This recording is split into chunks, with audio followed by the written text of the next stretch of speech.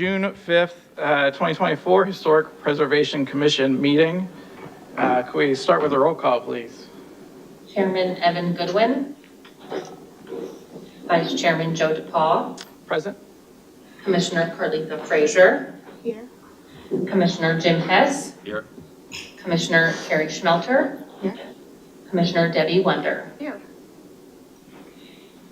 All right, this is a notice regarding adjournment. The Historic Preservation Commission will not hear new items after 9:30 p.m. unless authorized by a majority vote of the commission members present.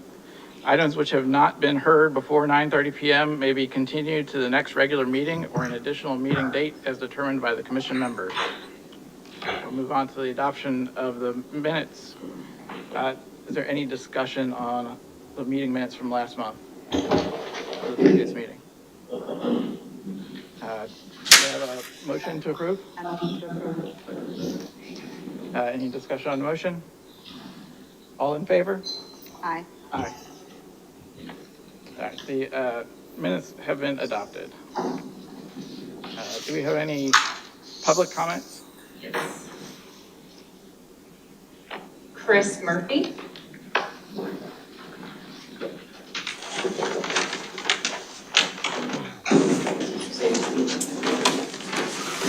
If you would please state your name and address into the microphone for the record. It's not, can I go first? Can I go first? Christine Murphy. Hey, I'm Christine Murphy. I just wanted to say thank you for listening to what we have to say today. Before William presents our proposal, I thought it'd be good to introduce myself and my husband, Chris Murphy. My family moved here 46 years ago, and my parents have been small business owners on Hilton Head for 25 years, and they still live here in Bluffton. So, you know, Bluffton's our home. We've known so many longtime Bluftonians, Babby and Will Gusio, who are here. I've known them for just as long as we've lived here. Alice Hayward, I met her in elementary school. She's a really good friend of mine, and her dad was mayor, as you know. He was also my high school teacher. Shelley West, you know her from the Hayward House. We went to high school together.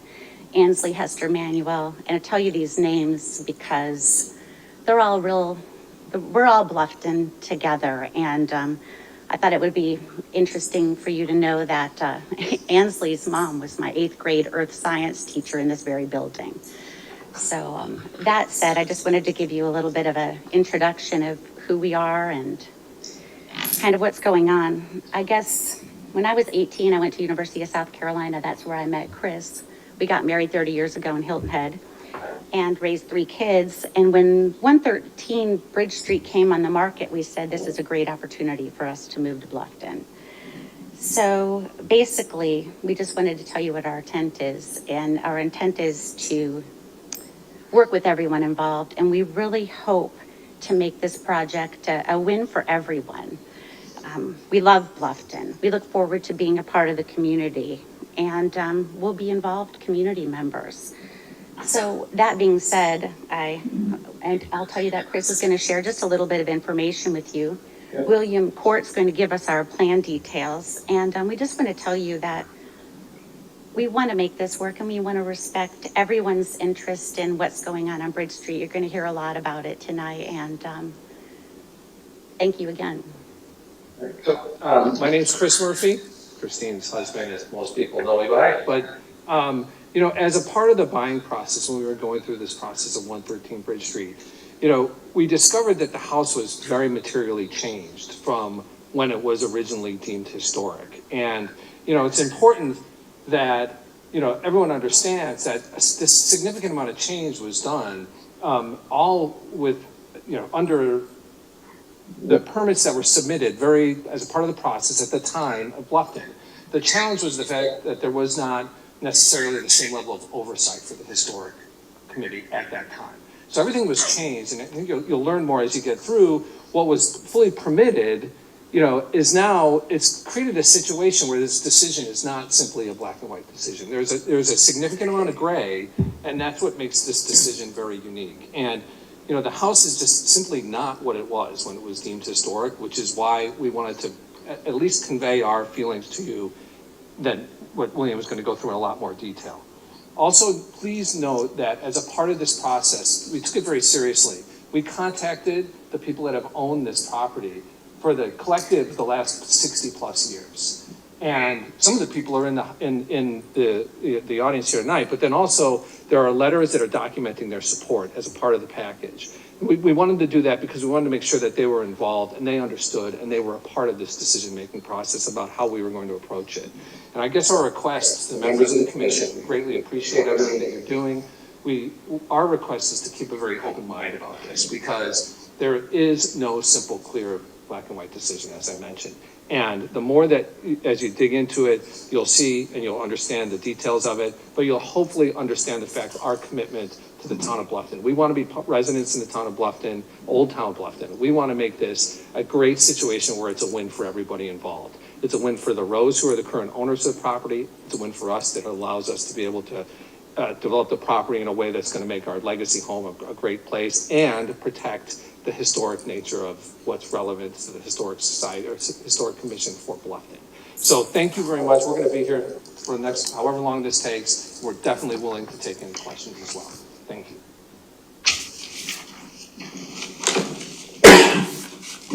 Robert Jones.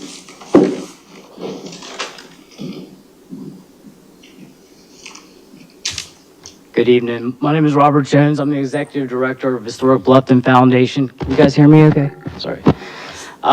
Good evening, esteemed members of the Historic Preservation Commission. My name is Robert Jones, and I'm the Executive Director of Historic Bluffton Foundation. I'm here today to express my full support for the restoration of the Tyler Durst House located at 113 Bridge Street. This historic property, listed on the National Register of Historic Places, holds cultural and architectural value to our community. The proposed restoration efforts are commendable endeavor to preserve our local heritage and ensure the continued appreciation of our historical assets. However, it is important to clarify that while I fully support the restoration of the Tyler Durst House, I must vehemently oppose the plan to relocate the building to achieve this restoration. This proposed relocation threatens to undermine the historical integrity and significance of the property, as well as the cohesion of our National Register Historic District. Our district, with fewer than 50 structures left, remains on the National Register of Historic Places, serves as a tangible link to our past and is a testament to our rich history and cultural identity. Any loss of this would be a significant blow to our community's historical fabric. I urge the Commission to carefully consider the long-term implications of the relocation of this house. Let us strive to protect the integrity and character of our National Register Historic District for future generations. And I just want to say, I mean, on the eve of June 6, 1863, we lost half of our buildings in the burning of Bluffton. Since that time, we've lost another half of those. We're down to about 12 antebellum structures and several dozen post-Civil War structures. Any loss is it's terrible for this town. I mean, we don't have the amount of resources just to willy-nilly move things around. And if you allow this person to do that, then there'll be somebody else that comes in, such as the house that I cited in my letter, which is the Milford House, or some of the other houses that are waterfront, that people might come in and they'll look at it and they'll say, oh, well, the house is not that great of a house. It's little, it's too small for us. It's not modern enough. We need to do something. We either need to move it. I mean, that's not protecting the house. That's what this Historic Preservation Commission is for, to protect buildings like that. Thank you.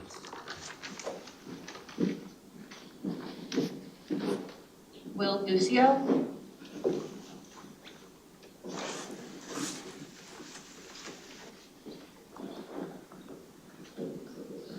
Good evening, members of the Historic Preservation Committee. I'm Will Guscio. I'm a lifelong resident of the town of Bluffton and 35 years of real estate experience in the sale of at least 5 contributing resources, as they were known as contributing structures in the past. I'm a Realtor. I live on 56 Calhoun Street with my wife and daughter, pardon me. And as this, it's wonderful to see my daughter grow up under the same canopy that I had myself. And we enjoy in the downtown Bluffton area. I'm a Realtor and a representative for the Murphys and their interest of this property. I have done research with the previous owner, the Durst Austin, a son of Mac and Dorothy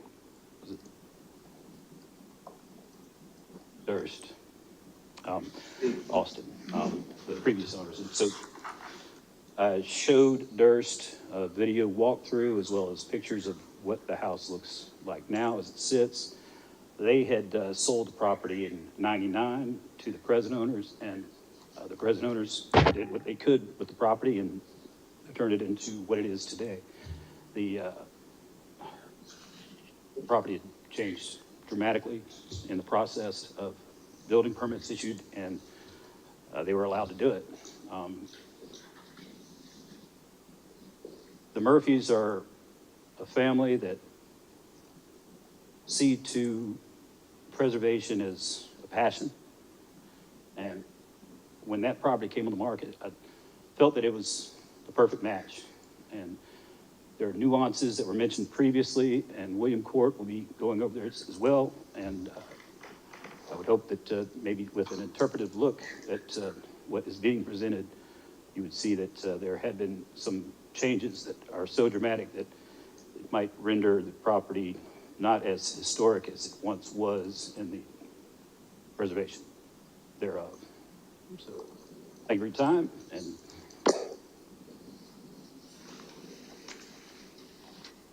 Babby Gucio.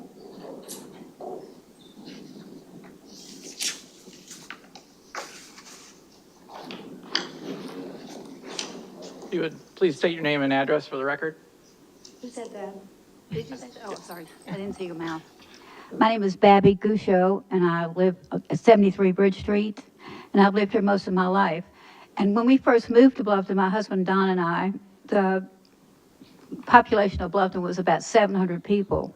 And among those people were Flo and Mac Austin. And we were privy at the time to be able to go to their house and a lot of other people's houses. We had a small group of people that lived downtown and around the area, and they were among them. And we went to their house, and I must say that their house looks nothing like it used to look now, since the Rose redid, but he redid it because they have children and needed the room, needed the space for the children to have bedrooms and all that sort of thing. But the house looks nothing like it used to look. But I feel as though, and my husband does too, we live right down the street from where they're thinking of doing this, that there's no problem with doing, they're going to, if they move the house, the original part of the house, and refurbish it, I think it would be absolutely wonderful for Bluffton because it'll be something that's well taken care of, refurbished, rehabilitated, pardon me, and it will be a nice addition to town. And maybe they might think about opening once a year of something for people to tour through, because I think the Garvey House is absolutely charming. You did a beautiful job with that. Anyway, I do think it would be perfectly fine with me if you let them do what they want to do, because I think it would be a wonderful addition to Bridge Street. And it would be a nice addition to the whole area, as far as I'm concerned. But that's my opinion. But thank you anyway for let me express my opinion. Thank you. Kat Donaldson.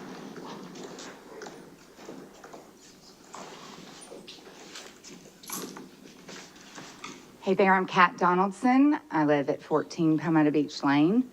It is actually in Greater Bluffton. I'm not a resident of the town. I represent as a realtor the sellers.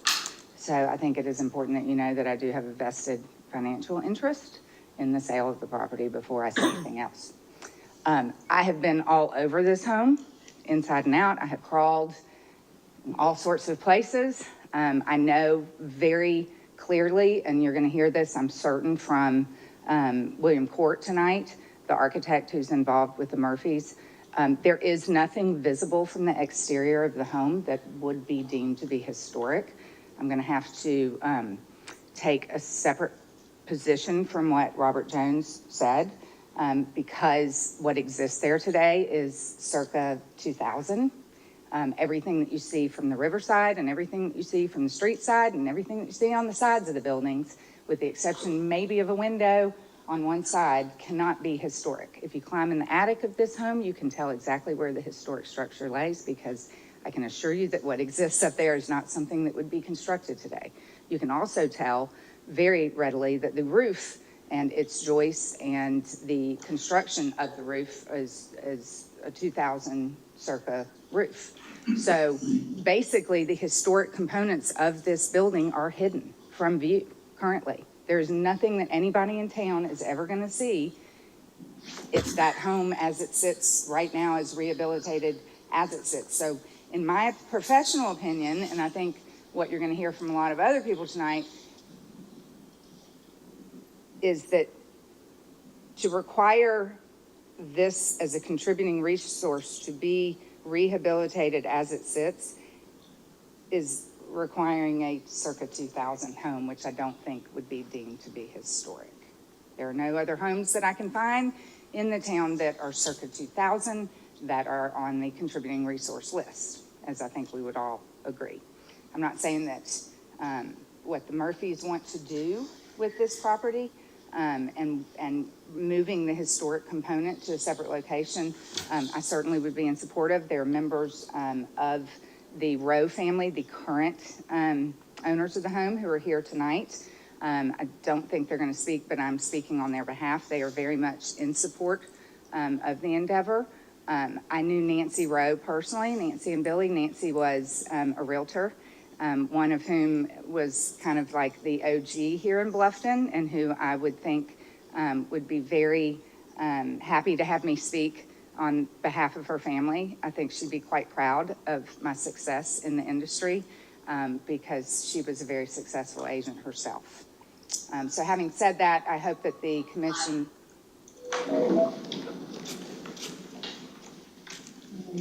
June Hancock? Jane. Jane.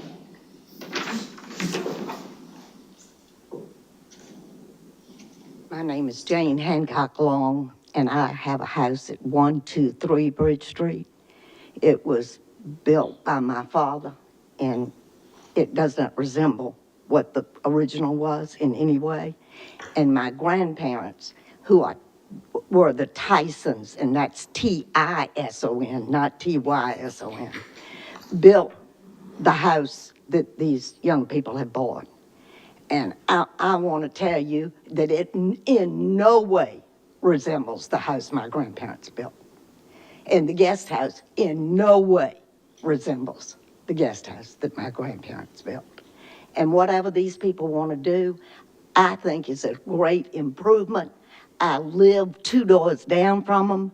I wish everybody on the bluff would do something that makes this bluff more livable and wonderful for this town. What Kay Stanley did with the Mercer House next door to me, I think is just fabulous. And that's what we ought to be doing in this town. Thank you.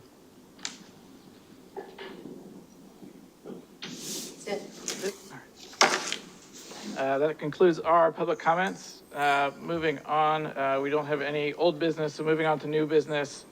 Here, the first matter, a request by RFD Construction on behalf of the owner, Hunter H. Hansen and Sue A. Hansen, for approval of a certificate of appropriateness HD to allow the construction of a new 1.5-story single-family residential structure of approximately 2,619 square feet, carriage house structure of approximately 1,123 square feet, located at 28 Stock Farm Road, Lot 33, in the Stock Farm development in the Old Town Bluffton Historic District within the Neighborhood General HD zoning district.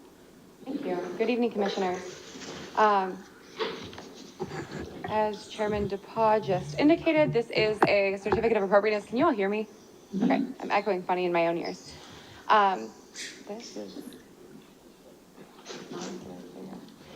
This is a request for the approval of a single-family residential structure in the Stock Farm development.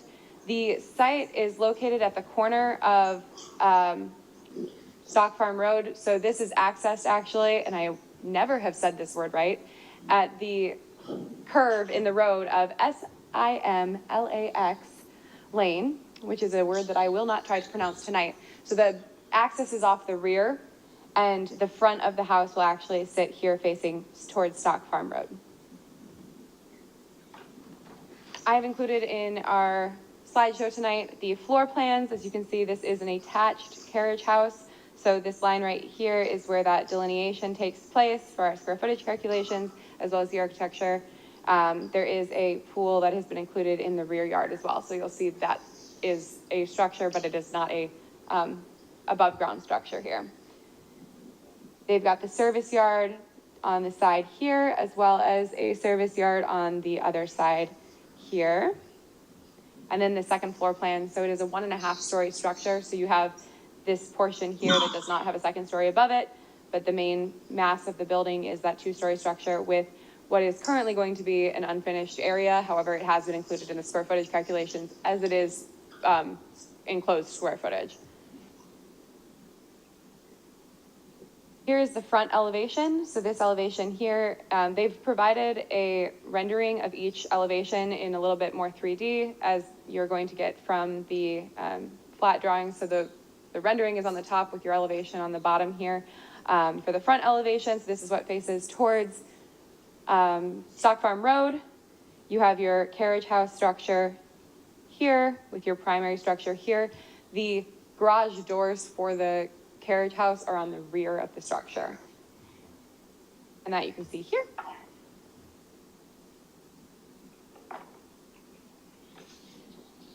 Oops. So this is the right elevation you got down below, but you actually that's this portion here.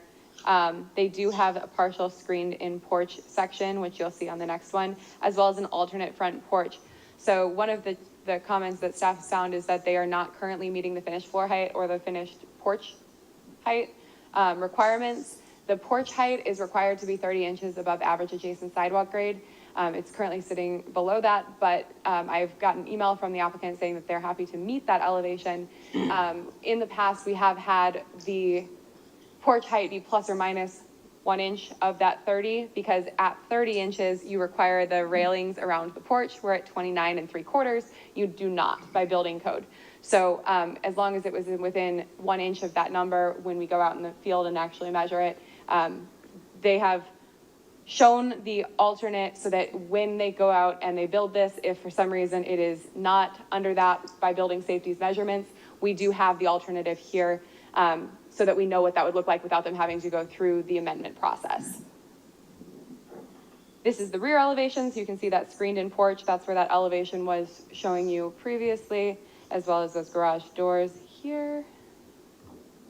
And then the left elevation. So this is the front porch, front elevation with those railings should they need to be installed.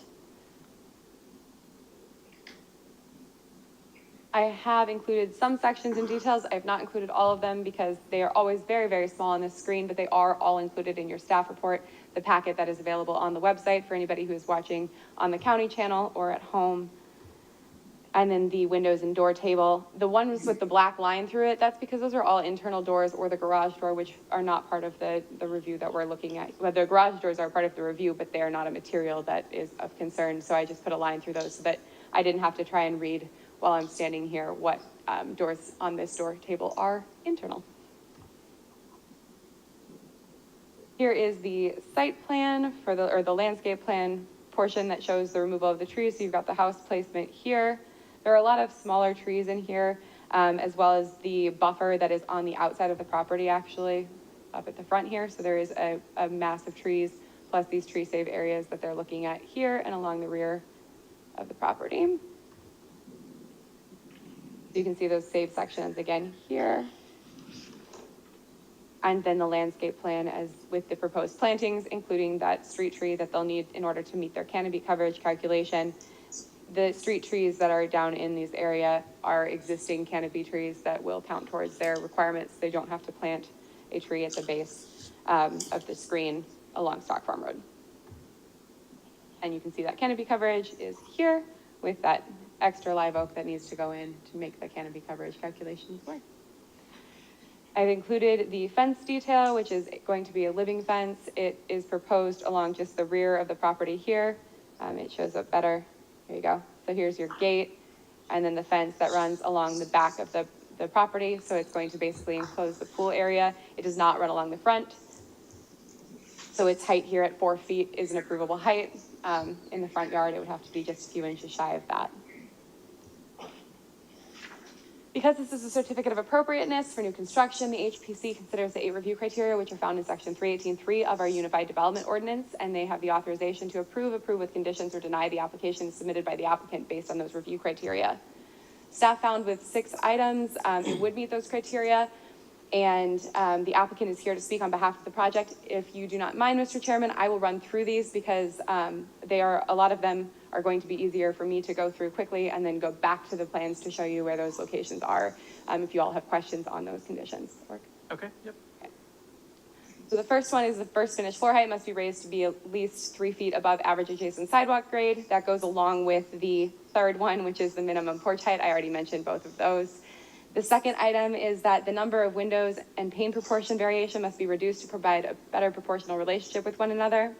That's the more challenging one design-wise in order to meet, but the last 3 are that the soffit material is showing as a T111 siding, which is technically a plywood material, not permitted in the soffit. It can be either a pressure-treated durable wood or a cement siding or cement board soffit in that soffit. The exterior doors, the front door is shown as a wood door, but the side and rear doors are shown as a fiberglass clad door, and so those would need to be revised to be wood, metal, or metal clad. And then the drip board and skirt boards are both listed as a 1x material, which while a 5/4 stock material is 1x when you go out and you actually put a measurement to it, we do need it to be a 5/4 or bigger material on the water table, trim board, and skirt board, drip board and skirt board. So I've highlighted on the detail sheet where I'm seeing that it is not just in this wall section, it's on several of the wall sections, but because again, they're very small on the screen in front of you, I wanted to make sure I at least captured one of those areas, as well as where I'm seeing that T111 wood in the soffit. So those are the items that I have. I did, if I go the right direction,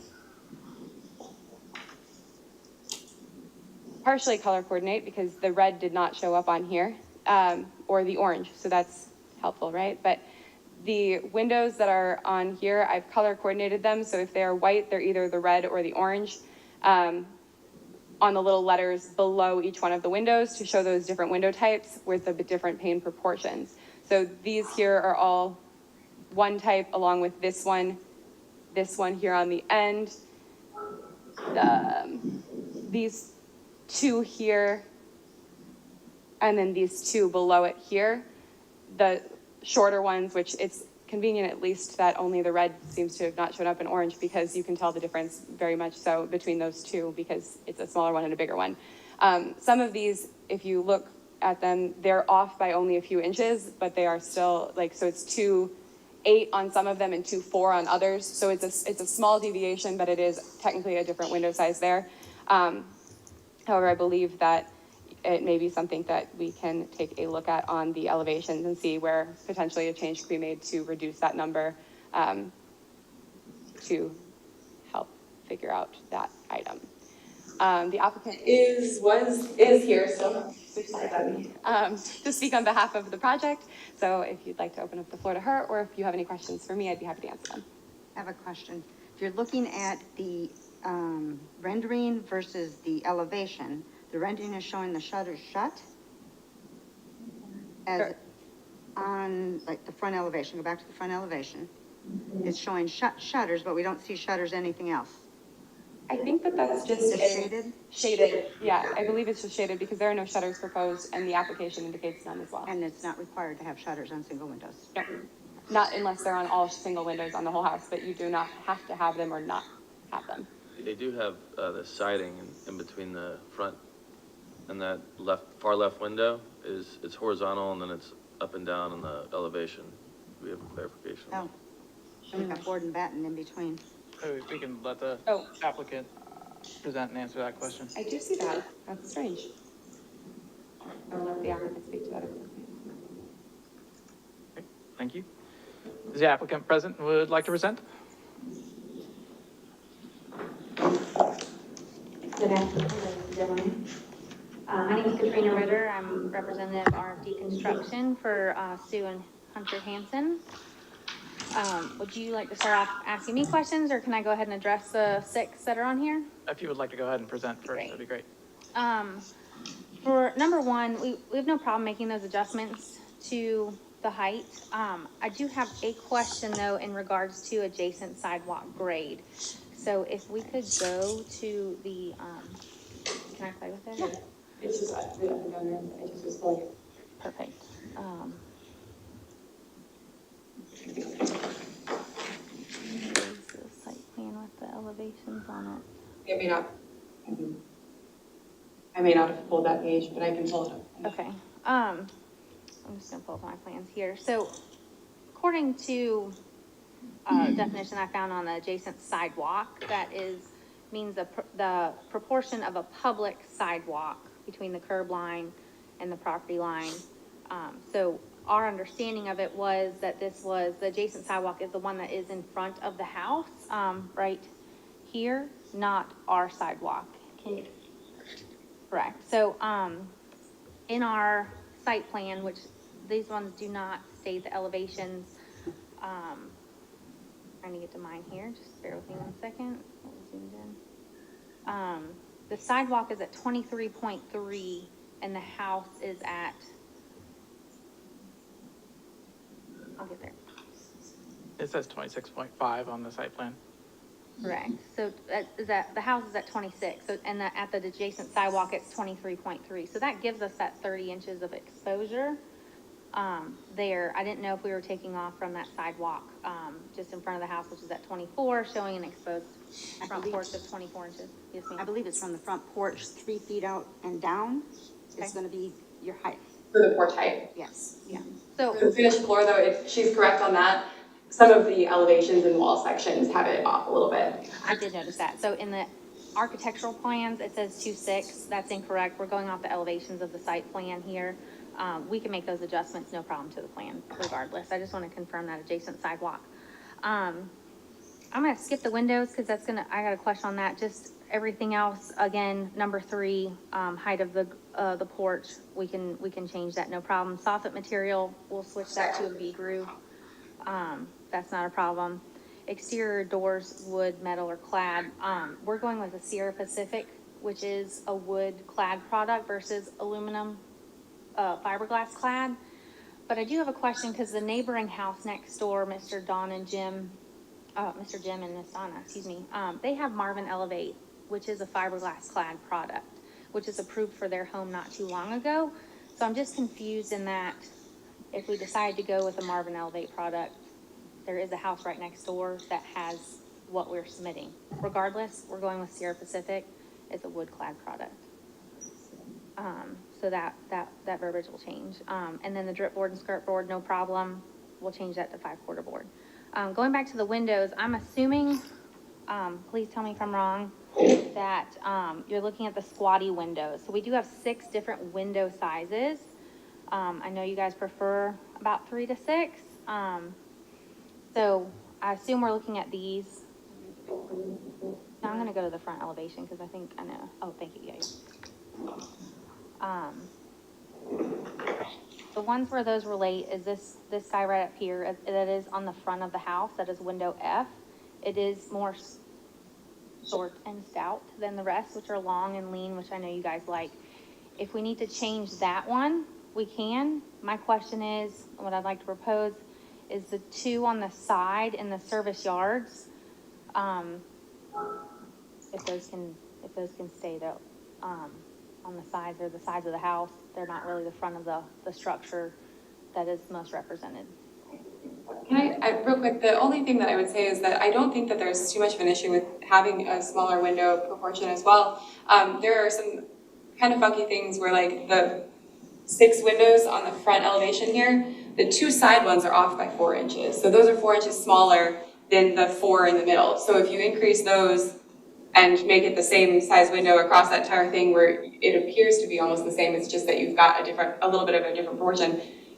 So your trim work is going to be different on the outside 2 and then the middle 4. So the middle 4 are all the same and the outside 2 are the same, but they're actually smaller than those. So if they're acting as egress, wanting the bigger window will be more beneficial. And then the 3 on the carriage house are the same as the 4 in the middle. So it's really just the 2 there. Yeah, those are in a closet and a bathroom, which is why I think we went with a little bit smaller there. And that would reduce it by 1. I don't see a problem with making those 4 inches wider. No. It's part of the house. Yeah, we can match those to being what's across the front. So that's no problem. I was kind of a guess on which ones they were, so I just wanted to make sure we're addressing both. It might be the master bedroom. No, it's these 6 across the top right here, Susie. Oh, These right here. So these 2 are a little smaller than these that are here in the center, along with these ones on the I carriage see house. what you're saying, okay. That's no problem. You guys have any other questions for me? Small question, on the garage doors, the horizontal, is that will those be glass or windows, or is that just a design feature on the door? That's a design feature.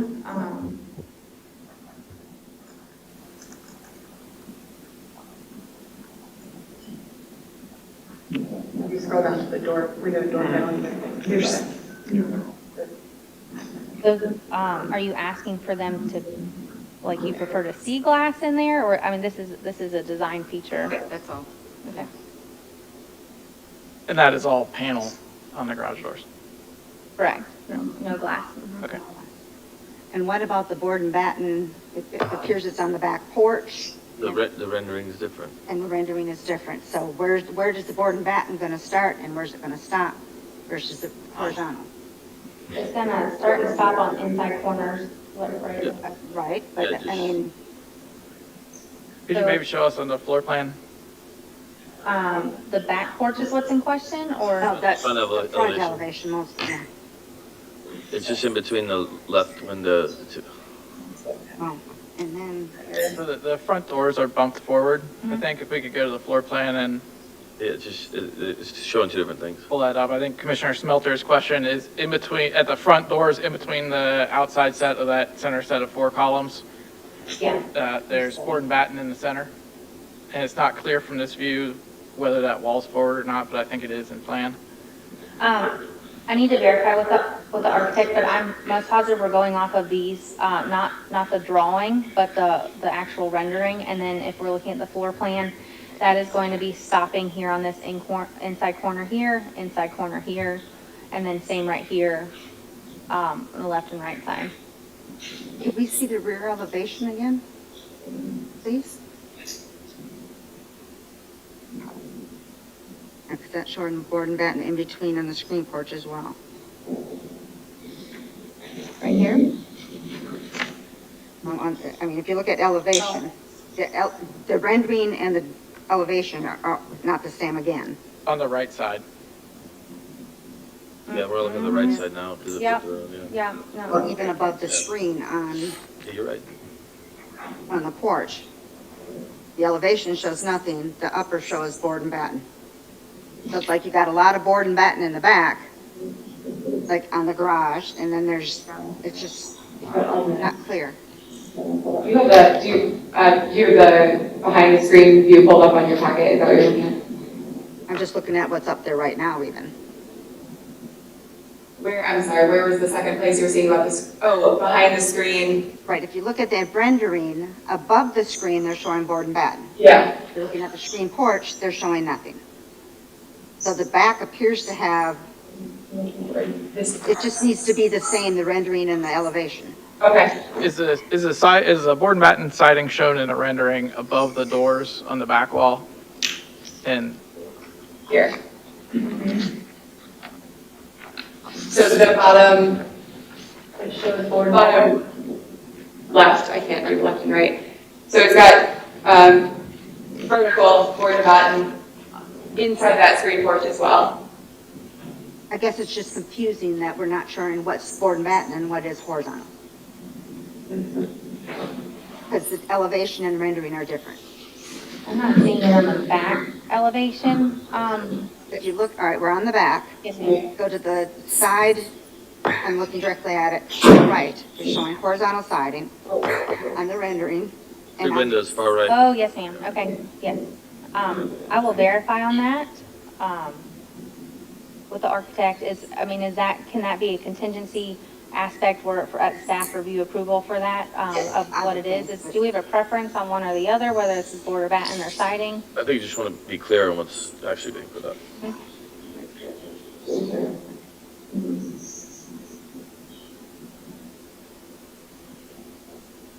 So here and then right here is where it's different.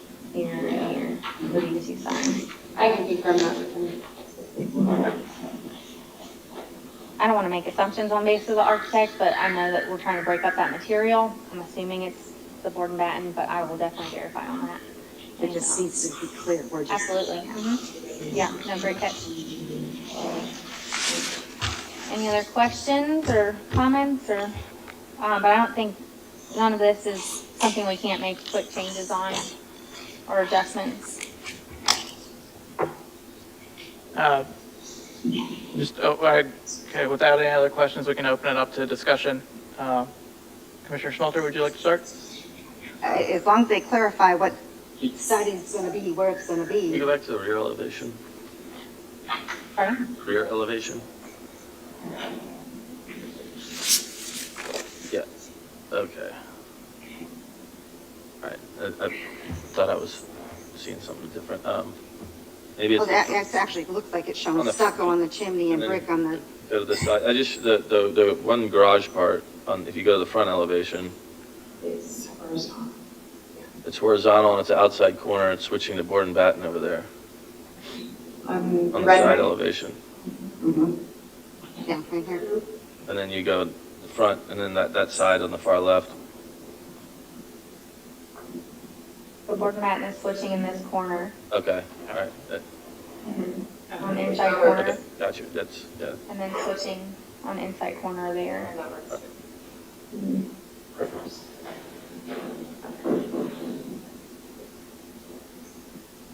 I'm okay, if that gets clarified at staff level, I'd be fine with that. Because I don't mind the mix of the two materials, but it needs to be clear. And you don't mind the two mixes either way, which either material it is, okay? It does appear to be a lot of the board and batten across the back, but that's not my, it's up, that's just personal taste.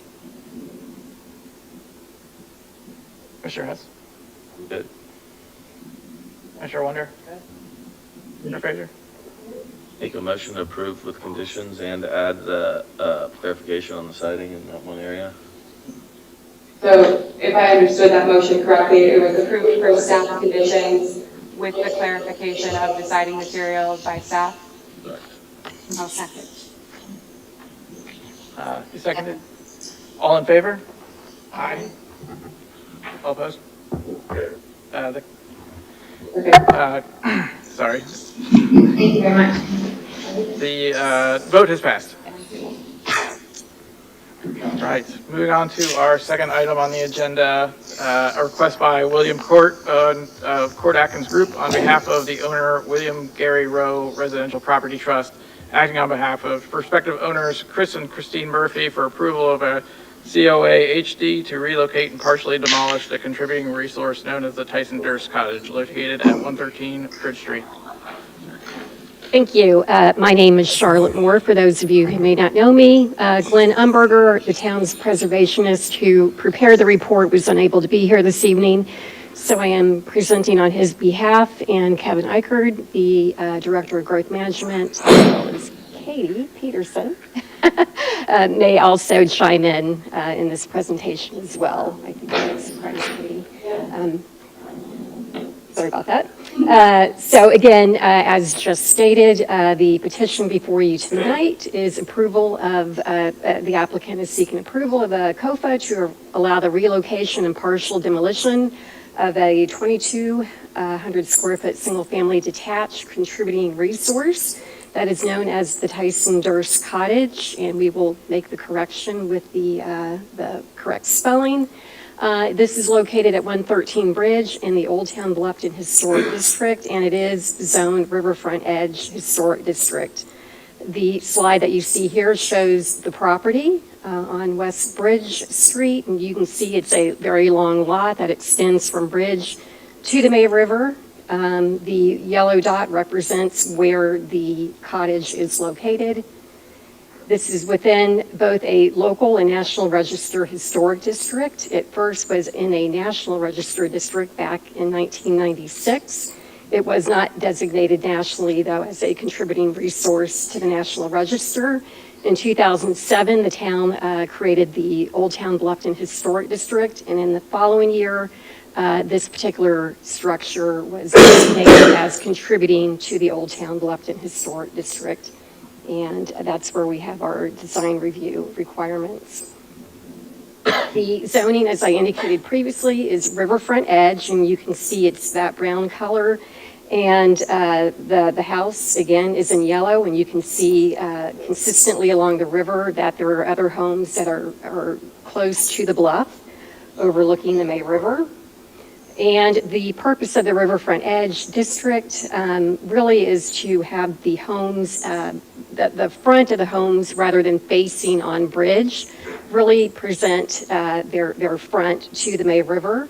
And so from Bridge Street, you would see these very typically long driveways and not be able to fully see the home from Bridge.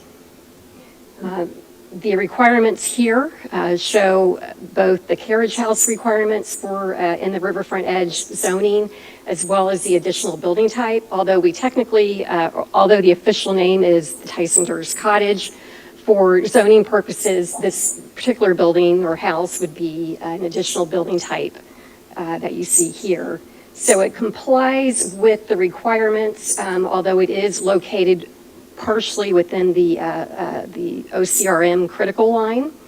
And then the carriage houses, there are two, which are permitted, but one of the carriage houses is actually larger than is permitted by the current zoning. And here is the property, Bridge Street, and the direction north is actually to the right. To fit this on the page, we had to turn it. So here is Bridge, and here's the May River. Here is the Tyson Durst structure, and it's again a little bit over 2,200 square feet. Historically, it was about 1,315 feet, according to the information provided by the applicant. There are two carriage houses. One is an accessory dwelling, and according to tax records, it's 1,564 square feet, so it is a non-conforming in respect to square footage, because the maximum square footage for a carriage house is 800 square feet. And then the second carriage house is a shed. So again, we have a form-based code. This is about building form. When you hear shed referred to as carriage house, it's about the form and not the actual use. So the applicant provided this photo of the home from 1975. The information indicates that it was built approximately in 1939. There have been later alterations which appear to have occurred mostly between the mid-90s through the early 2000s, and those are the alterations that the applicant would like to remove, and it appears to restore or return this building, if not completely, to look very similar to what it looked like when it was originally built. Excuse me, Yes. that photo was the original cottage before anything was changed? So this is 1975. The applicant provided, there is an exhibit in there indicating what changes are new. So I can't tell you for certain that it looked exactly like that in 1939. But I'm sure Mr. Court will be able to tell you that. The front elevation, again, towards the May River. This looks, of course, quite different from the previous photo. This is the front-facing elevation of the home. And then this is the elevation that faces Bridge Street, but that is not visible because it sits so far back from the road. So as I indicated previously, the applicant is seeking to relocate this particular building and partially demolish the later alterations that were made. So there are review criteria that we have to apply in our review of this application this evening. And you may be familiar that the town fairly recently, April 9th, approved some amendments to the Unified Development Ordinance with regards to demolition and relocation. The applicant submitted on April 8th prior to those changes being made, so we are applying the older criteria in our review this evening. So I want to go through the criteria that staff either had concerns with or we felt we needed more information. The other ones that don't apply, I'm going to leave those out of the presentation, but they do appear in the staff report. So the first criterion relates to the Secretary of Interior's standards for rehabilitation and guidelines. There are 10 of those. I believe we have about 4, 5, 6 maybe. I'm not certain. I've already forgotten that I want to go through. So the first one relates to the defining characteristics of the building and of its site and environment. And there is a concern by staff that relocating the structure basically removes the building from its historic context and its character defining features in that particular location. So that would be a concern with regards to relocating the building to wherever that may be proposed.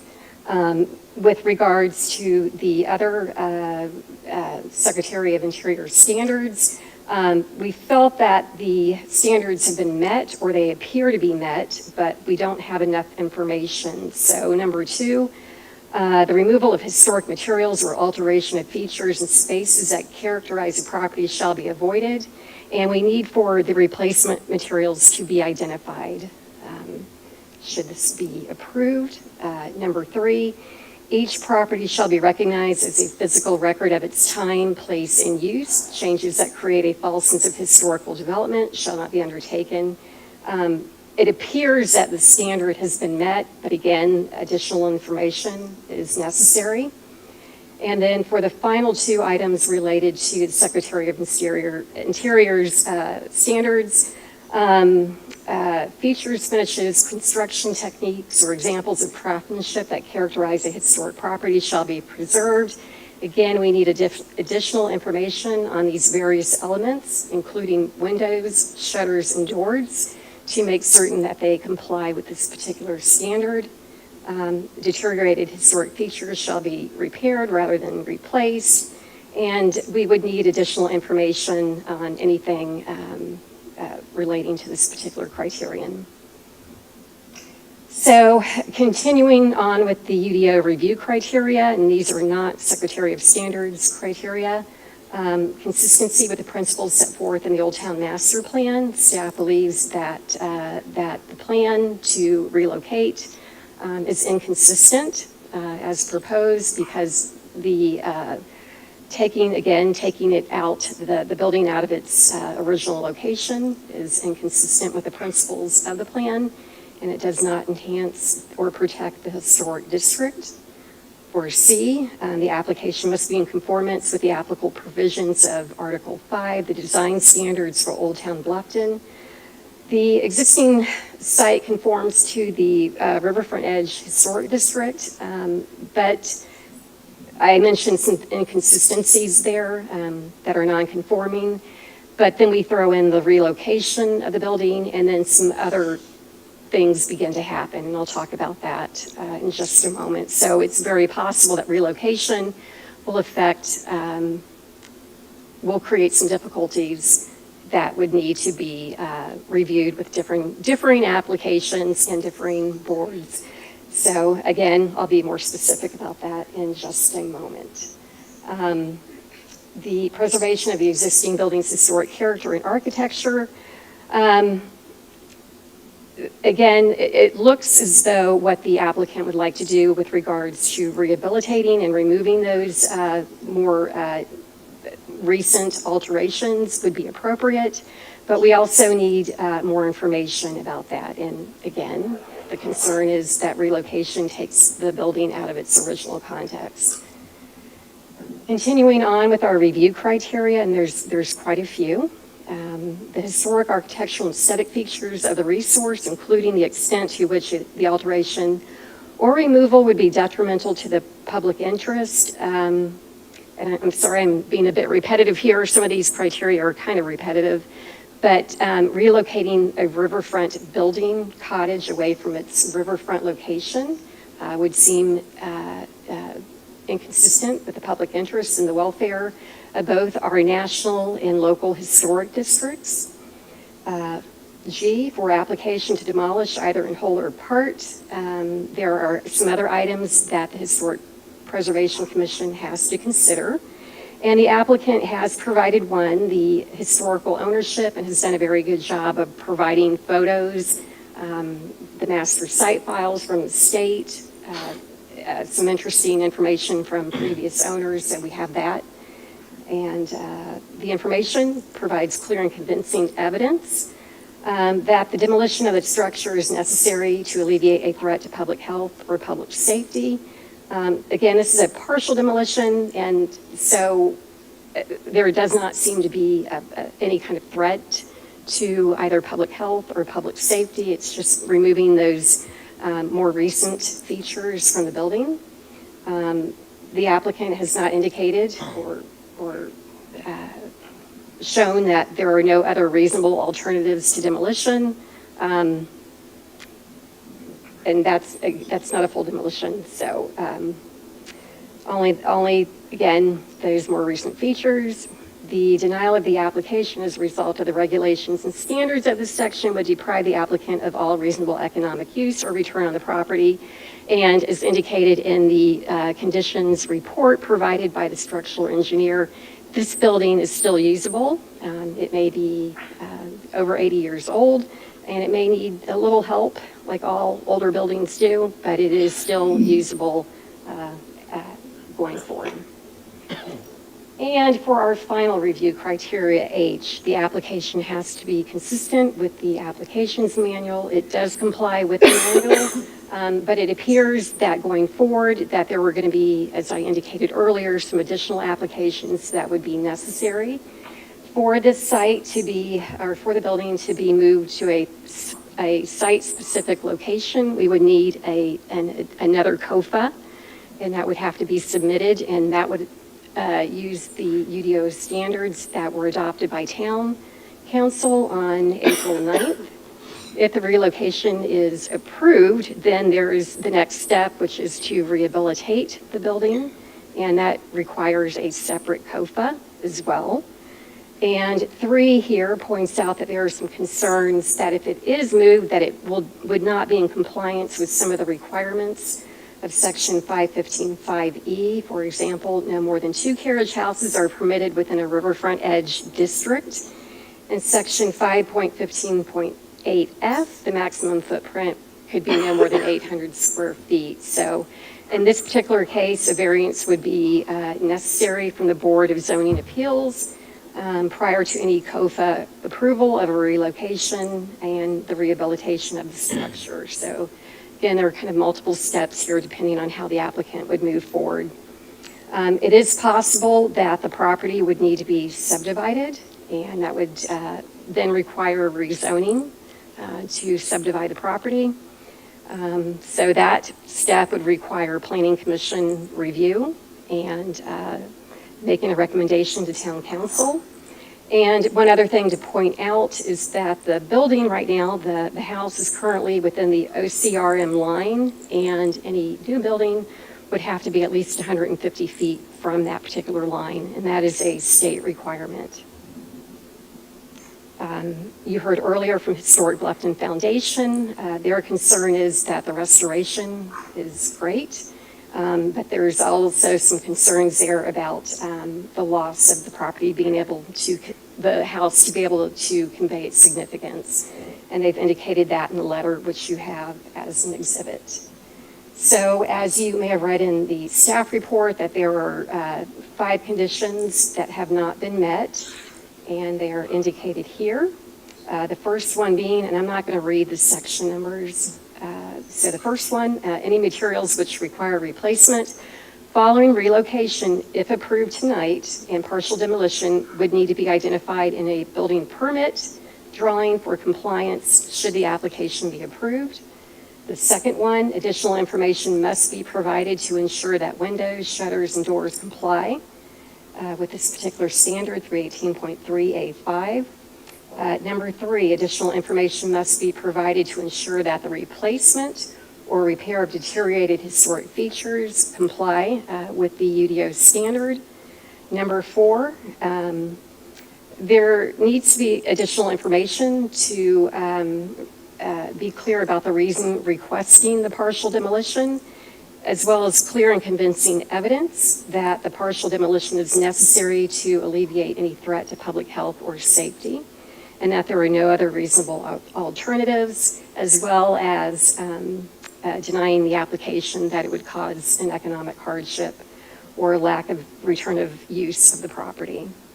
And then finally, number 5, additional information is necessary to ensure that any future subdivision or new construction would conform to the requirements of the Riverfront Edge Historic District or all those other conditions that I mentioned, the applications and the various reviews would then kick in. So the actions that you can take tonight, you can only take one, and they are listed here. It's approve the application as submitted, approve it with amendments, or deny the application. And here's a potential motion, I think, to help you out. I know we've got 2 items here, again, partial demolition and relocation. And we've stated here a motion on this application is to approve with conditions or deny the partial demolition and relocation. If you approve or approve with conditions, the COFA, a COFA for the new placement or relocation is required to be reviewed and approved prior to partial demolition and movement of the structure. And so your motion tonight should also be clear that it does or does not meet the review criteria that I previously indicated in section 318.3 of the UDO. And with that, I'll be glad to answer any questions. I'm not clear where they want to relocate it. Do they want to move it where the existing carriage house is now, in which case it's 1,300 straight, which is bigger than the 800 allowed? Or where do they want to move it? The information provided tonight, because we have not received a COFA for the actual relocation, potentially is elsewhere on the property. And if it's elsewhere on the property, then that creates some other conditions, issues that we have to consider. So going forward, what happens depends on where that building would be relocated. So if they move it towards the front of the property, correct me if I'm wrong, but if they add carriage houses, it needs to be between the house and the street. Correct. Technically, if you're walking on the street, you'd be looking at 2 carriage houses, then potentially the house that was, then the structure that was moved. It depends, well, I guess it would depend where. I'm kind of having difficulty answering that question. So let me actually go back to a previous, this might help. Correct me if I'm wrong, we did discuss this at the HPRC meeting, that because the river is the front of the property, if the house were relocated on the other side of the current carriage houses, that would require a BZA request. So if the house were to be moved in front of the carriage houses, then it would not comply with the standard in the Riverfront Edge zoning district. Because the front, what we think of as the front is really the rear. But where is the 150-foot setback that you were referring to? The OCRM line comes roughly through the house. It's not shown on this particular survey. Point of clarification is the front setback line is 150 feet from the OCRM line. So the OCRM line is actually the dashed line closer to where the main river is, and then there's a setback line of 150 feet. Thank you. So here is the OCRM line, excuse me. It's the dark line that runs through the Water. dock, Yes. right at the edge of the hatching. Oh, right here, Yeah, right. right in the middle of the pier. Pardon me, thank you. Okay. So it runs through the middle of the house, what you're saying? The setback line. Yep. Okay, so any new structure would have to be behind that, okay. Correct, thank you. And also, if they move it, the new house, if they put it where the existing carriage house is, it's too big according to what carriage houses are designated 800 square feet, and this is already 1,300 square feet. Correct? But the part that's considered, historic is 1,300 square feet. Correct. So if you took that and moved it and tried to replace what's there, it'd have to be taken off the setback, and it's also too big. Correct.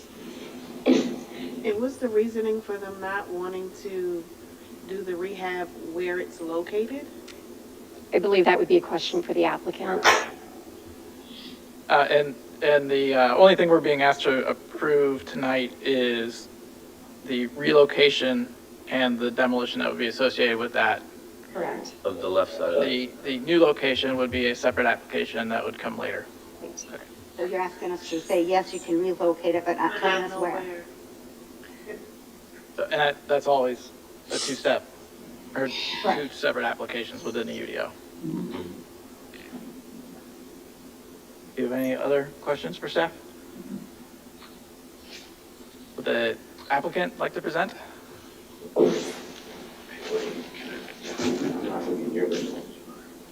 Okay, I'll just be brief. Okay. I'm Ted Fox. I'm a lawyer in town. I live at 56 Alljoy. I represent the Rose, but I don't have a financial interest in this because I'm not being paid tonight. What's unique about this situation is you have a historic building or parts of it that have a much larger structure around it. You can't see it. It's not doing anybody any good unless you sneak in the attic and then you can look at it. The fact of the matter is we don't even know what all historic parts of that house are still there after the remodel until we pull down the drywall, which obviously is not historic. The property could sit there and it could rot, or they could come in and they could move it and it could be something that the town could celebrate, that people could see, that people could touch. You could have, events there a few times a year. Yes, ma'am. Where are they gonna move it? Well, I think that you can approve it subject to town staff approval. I think those are details that can be worked out. This is a preliminary matter where they're going to decide whether or not they're going to buy this property. Otherwise, it's going to sit there vacant, and you could realistically have somebody in front of you that's asking to tear it down later on. Nobody is really clear as to what parts of this house are historic. So if y'all are declined to vote in favor of this, I would encourage you to maybe set up a subcommittee with a few members of yourselves, or a few members of staff, maybe Mr. LaBruce, and the applicants, and let's work through some details. And if it doesn't work, then it doesn't work. But at least everybody gets to understand a little bit more detail. You can also go look at it if you have any questions. But I think that it's a big project. It's extremely unique. I know I've never been before y'all before, but I've never seen something like this where you've got a historic property that you can't see. Can I ask a question? What makes it, specifically this house, historic? I mean, I've heard a lot of people talk today, like that's, what is it, like, is that makes it, Why is it on the national? why is it on the National Registry? Like, what is it about this? I just got two more things that I'll number one is, and I'd encourage you to get an opinion from Mr. LaBruce, but my understanding is that if you move it on the site, it will not affect its national registry or its status from there. So, if you're like, that's a staff has an interpretation as to whether that will. Pardon me. Oh, wasn't prepped, Mr. Boggs. Thank you for that. I was sitting back, just relaxing and listening. But for those of y'all who I've not had the opportunity to introduce myself to before, my name is Richardson LaBruce. I'm with Finger Melnick, Brooks and LaBruce on Hilton Head. I'm here on y'all's behalf to serve as counsel for the HBC to address any legal issues that you may have. One of the issues that has been brought up is what does it mean in the application when it talks about this being a contributing structure as part of the National Registry. I know that y'all are well aware of what that means because this is what y'all live, at least one day, if not multiple days, every single month. But for those who may not, and those who are watching, there are a couple of different ways that a property can be designated as a contributing resource. In Bluffton, one of them is it has been designated as an independent contributing resource as part of the local historic district. Another way is, in this case, where it has been designated as a contributing resource to the nationally recognized historic district. And then there are a few, very few properties in Bluffton, like Church of the Cross and Campbell and Chapel and a handful of others that are independently recognized as historic structures and are independently protected. My understanding is this property and this cottage in particular is not independently protected as one of those, but rather is protected as part of the national and the local contributing resource to those two designations. Under historic preservation standards, as staff has spoken about, and as I'm sure the applicant will express their opinion on it, whether relocation will automatically remove those protections or automatically remove the contributing nature of it is a decision for y'all to make. We have other contributing resources that have been relocated on site at other locations, the Joyner House being one of them, that is still recognized as a contributing resource for the local district by the town of Bluffton. And so I believe what Mr. Bosch is alluding to is the fact that y'all can continue to recognize it as a contributing resource locally, even if it is relocated on site, but that is ultimately a decision for y'all to make. And I think it can be agreed upon with the potential buyers that they will not come back, and I think they can probably do a deed restriction where no subsequent owner could come back and ask for it to be removed, as I understand is an issue with another contributing structure. So, I mean, essentially, the only thing that I understand is historic about this is the internal walls. Everything else has been rehabbed. And nobody really has a good idea for it. It looks nothing like it used to. Nothing at all. Nothing on the outside is. You can't tell what's historic until you get in the attic. But it's still considered a historic property. Yes, ma'am. But the question is that until we pull down the modern day construction, we don't know what's historic because nobody knows exactly what they did when they remodeled it in the 90s. That's part of the problem. So we don't know what's historic and what's not until we get into the bare bones. I guess I'm struggling because you're asking to move this historic home, but not telling us where. I think they've got a larger presentation. If we could hold our questions until Mr. Court has had a chance to present his case. Members of the committee, my name is William Court with Court Atkins Group here in Bluffton. Happy to be in front of you, and I'm happy to stay as long as needed to answer any questions at all. I want you guys to have a clear picture of what the owner and the potential future owner and applicant want to try to accomplish on this property. They have afforded us the opportunity to build what I think is a really good team around this. We've done a heck of a lot of research, so I'm happy to share as much of it as I can. We have submitted a bunch of exhibits, none of which have been presented yet by staff. So I'm happy to walk through any of them and try to address questions about where we would potentially move it and all of the different conversations that have already taken place with town staff regarding that. Will Guccio did a great amount of work talking to prior family members. He did a tremendous amount of historical research. We've uncovered slides. We wouldn't be where we are without him. So I'm very thankful for that. We had a great team from Shearlock Engineering who has been all over that structure, in addition to 3 or 4 members of my team.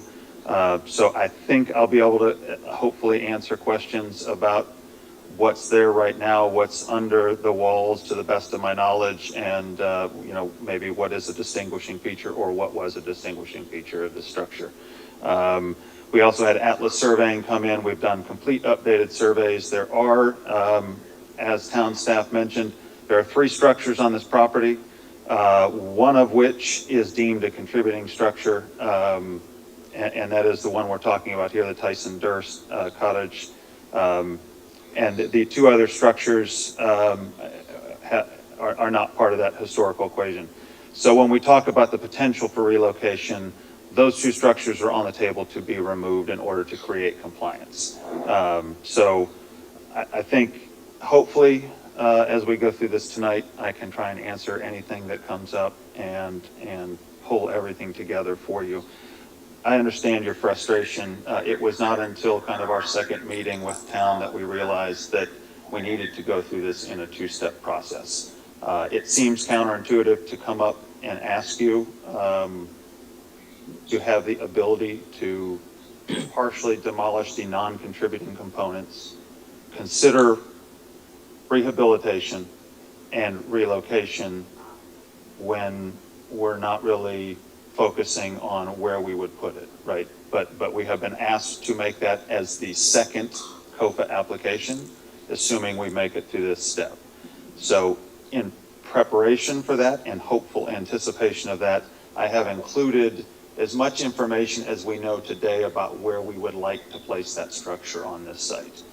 So we can go through that in diagrammatic form. The short answer to that is going to be it's about 300 feet forward on the same site with the exact same orientation and relationship to the water, just not the same distance. That will require, as town staff has alluded, it's going to require some conversations further ongoing with the town. It may require a variance. It could also require, or another option might be for us to go to a lot separation that would allow this building to exist on its own lot. And then we would not have the issue of the size variance to consider. There are going to be challenges with all of those. I think they're challenges that are worth working through with town staff or with zoning. It's just, we want to kind of get through this first phase and understand whether you as a board, as HPC, are willing to get behind a project that basically allows us to take what is a contributing structure in name only because of work that has been done to it over time, and potentially bring that back into a situation where, albeit in a slightly different location, we have an opportunity to rehabilitate the structure into its original, at least from our documentation, shape, scale, proportion, distinctive historic features, etc., and make it an asset to the community. We have, there is precedent for this at the town. Certainly there are good precedents and there are not so good precedents when we talk about relocation of a structure. That should not be taken lightly. And I appreciate town staff's concerns and their comments, and I appreciate Mr. Jones' concerns in his comments, but in my humble opinion, there is far too much emphasis in those comments on site location as a determining factor of historical significance, and not on the distinguishing architectural features and elements that are the reason that the building was originally put on the survey and considered a contributing structure to begin with. Those elements are not in place. So if there's a balancing act here when we think about meeting the Secretary of the Interior's requirements. And so when we look at the town staff and in their full comments, they go through each of those 10 criteria for the Secretary of the Interior standards for rehabilitation. The biggest challenge that town staff has is with item 1, which I believe I think it's misreading the intent. It is also using language from the Secretary of the Interior that is outdated. That is my belief. I believe this is the 1997 version of this criteria, not the 2017 version. The reason that is relevant is that the 2017 version says that the first item is a property will be used as it was historically, or be given a new use that requires minimal change to its distinctive, that's an important word, materials, features, spaces, or spatial relationships. It does not focus on site and environment as sole criteria as the comments in the finding would have you believe. I think the intent of this is that it will be used as it was historically as a residential property. I agree that it needs to focus on distinctive features, and one can consider site as a part of that. But when we get into the standards for rehabilitation, of the 4 treatments that the Secretary of Interior allows for work on this, only rehabilitation allows for alterations and the construction of a new addition, right? So we're focusing on rehabilitation, not restoration or preservation. That is important as part of this. And we have to identify those forms and materials and features that are important and historically relevant. But alteration in itself does allow, under their guidelines, right, and it says specifically, alterations may include changes to the site or setting. So and Town of Bluffton has precedent for this. Again, some good, some not so good. But the Graves Cottage was painstakingly rehabilitated, and it is not in its original location. The Carson Cottage is not in its original location. They're very successful examples of contributing structures that have relevance to Bluffton's historic fabric right now. There are also not great examples of that, right? But I think if done correctly, if we spend the right amount of time with the right team, we can uncover what was there, again, with a relocation, and I understand that comes with its challenges, but I believe that we can restore and we can bring back the original 1,315 square foot cottage in its place. We've got a couple of slides that will show kind of where we're proposing to do that. We can certainly talk through all of those elements. I just want to reiterate that nothing that we do or nothing that we're proposing to do as part of this rehabilitation project, the partial demolition of those items, and the potential relocation of it needs to jeopardize its standing as a contributing structure, or more importantly, its historical significance in the town of Bluffton. I think we can only enhance that at this point. Right now, what we have is a structure that is on place on that property that if you were to fill out the South Carolina site survey right now and hand it in and try to add it as a contributing structure, it could not be done. There is nothing that you can identify on the exterior of that property that is historical in nature into its existing context. So I've got plenty of photography here. We've got front and rear photos of what we would like to restore. We've got great family photos. We've got original slides. I do have some, I just don't know, I don't want to touch the wrong stuff here. We've got a bunch of different things that we can pull up and assist.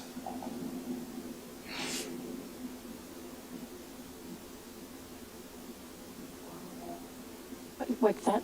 Sorry, over one. Here, left? So anything you need, any of your exhibits, you can click on that. I want to be respectful of everyone's time. I'll go through these real quick, and then I'm happy to just as questions come up, I'll bring them back up if you like. The first I'll give Will Guscio some credit on this one. We went through a sort of an exhaustive kind of yearly compilation of the history. There is a kind of a striking line right here at about 1996. There was a comment, I believe, made in staff that this was not included in the original 1996. It was indeed included in the 1996.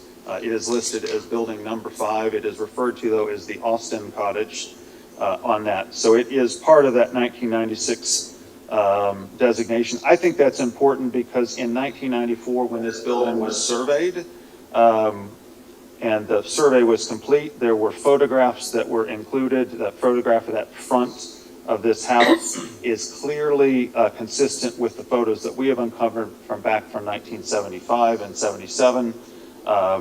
all of which are basically completely different than what we have today. There's also been some correspondence with the State Historic Preservation Office that seems to be consistent with the filing that took place in '94.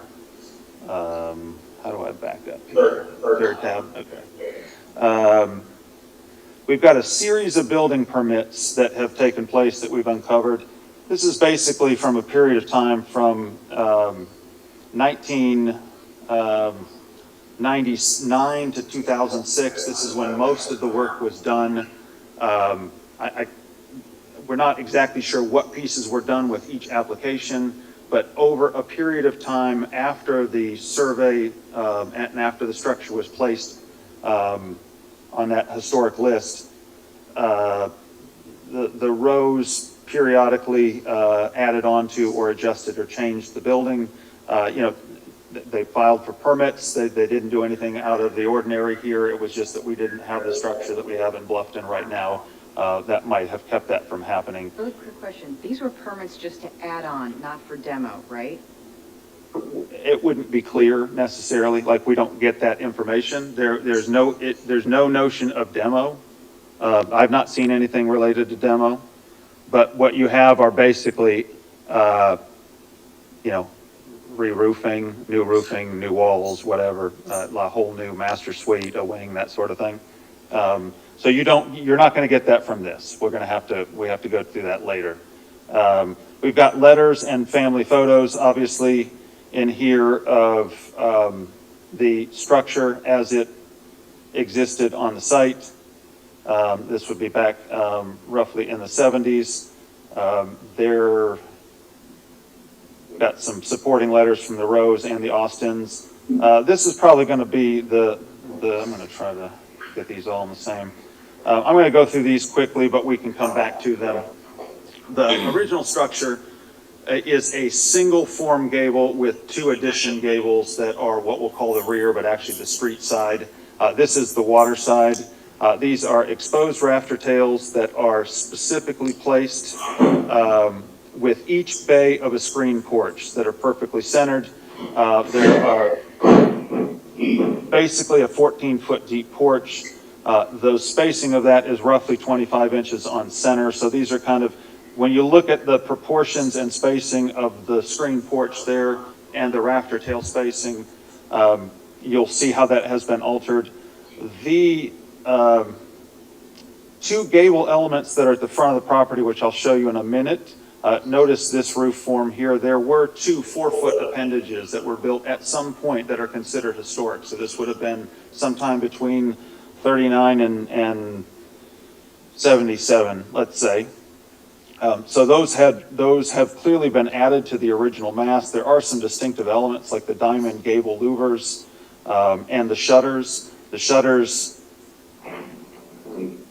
here. This is what we'll call the street side elevation. These two gables at some point were added, but they are considered historical elements and they are noted as distinguishing features in the South Carolina survey in 1994.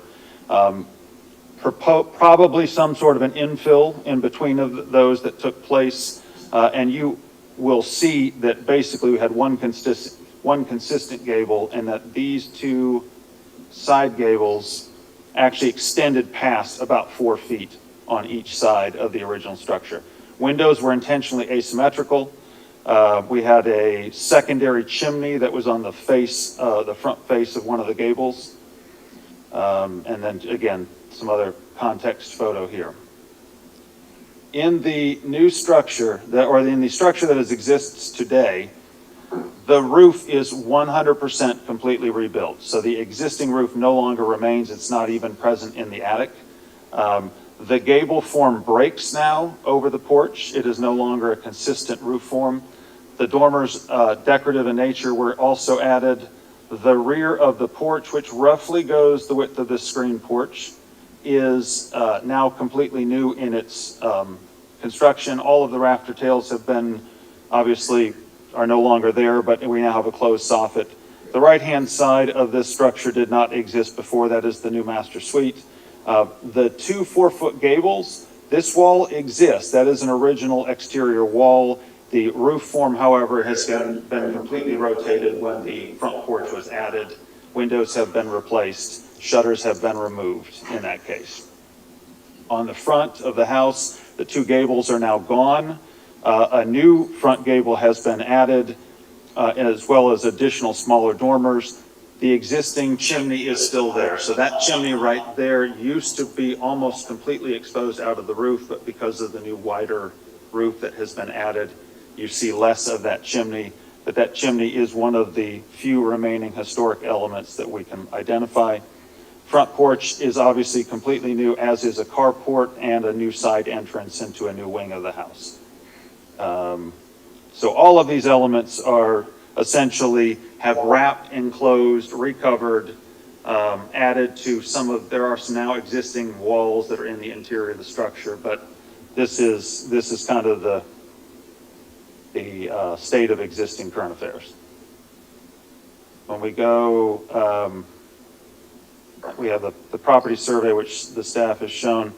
We have started to measure and diagram all of the exterior perimeter walls to try to uncover existing conditions. We've been in the roof and the attic to try to ascertain where things are. We've also been under that house, and we've got a full structural assessment of those items. Staff noted the structure is not really in question, but the structural engineer basically created this report to help validate the fact that we do believe that demolition in total in order to rehabilitate this is not necessary. It is, through this report, seems clear that we can peel away the pieces that are non-contributing, and that we can, again, we will have to come back to you as the second COFA, but we believe structurally we can lift this thing and move it forward on the site, much the way we did the Graves Cottage. So this is not, what we are proposing is not in any way, shape, or form the complete demolition and reconstruction of something. It is, we are gonna, anything that we can pull together that is historic as these small pieces come off, will stay, and we will lift and move forward. That would be the hope, or the goal. Here we have noted, and this will be maybe most relevant. I'm going to zoom in right here. Of the total building footprint that is there, the darker gray component is what appears to be the exact kind of dimensions of the 1977, we'll call it the existing structure. The two gables on the back side of the house, or the street side of the house, bumped out 4 feet. We can ascertain that dimension visually, and we can capture it at least on one side in real life.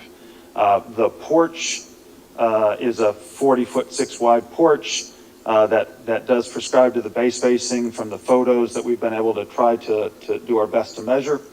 The remainder of this structure and the new front porch are basically would be the areas that we propose to remove.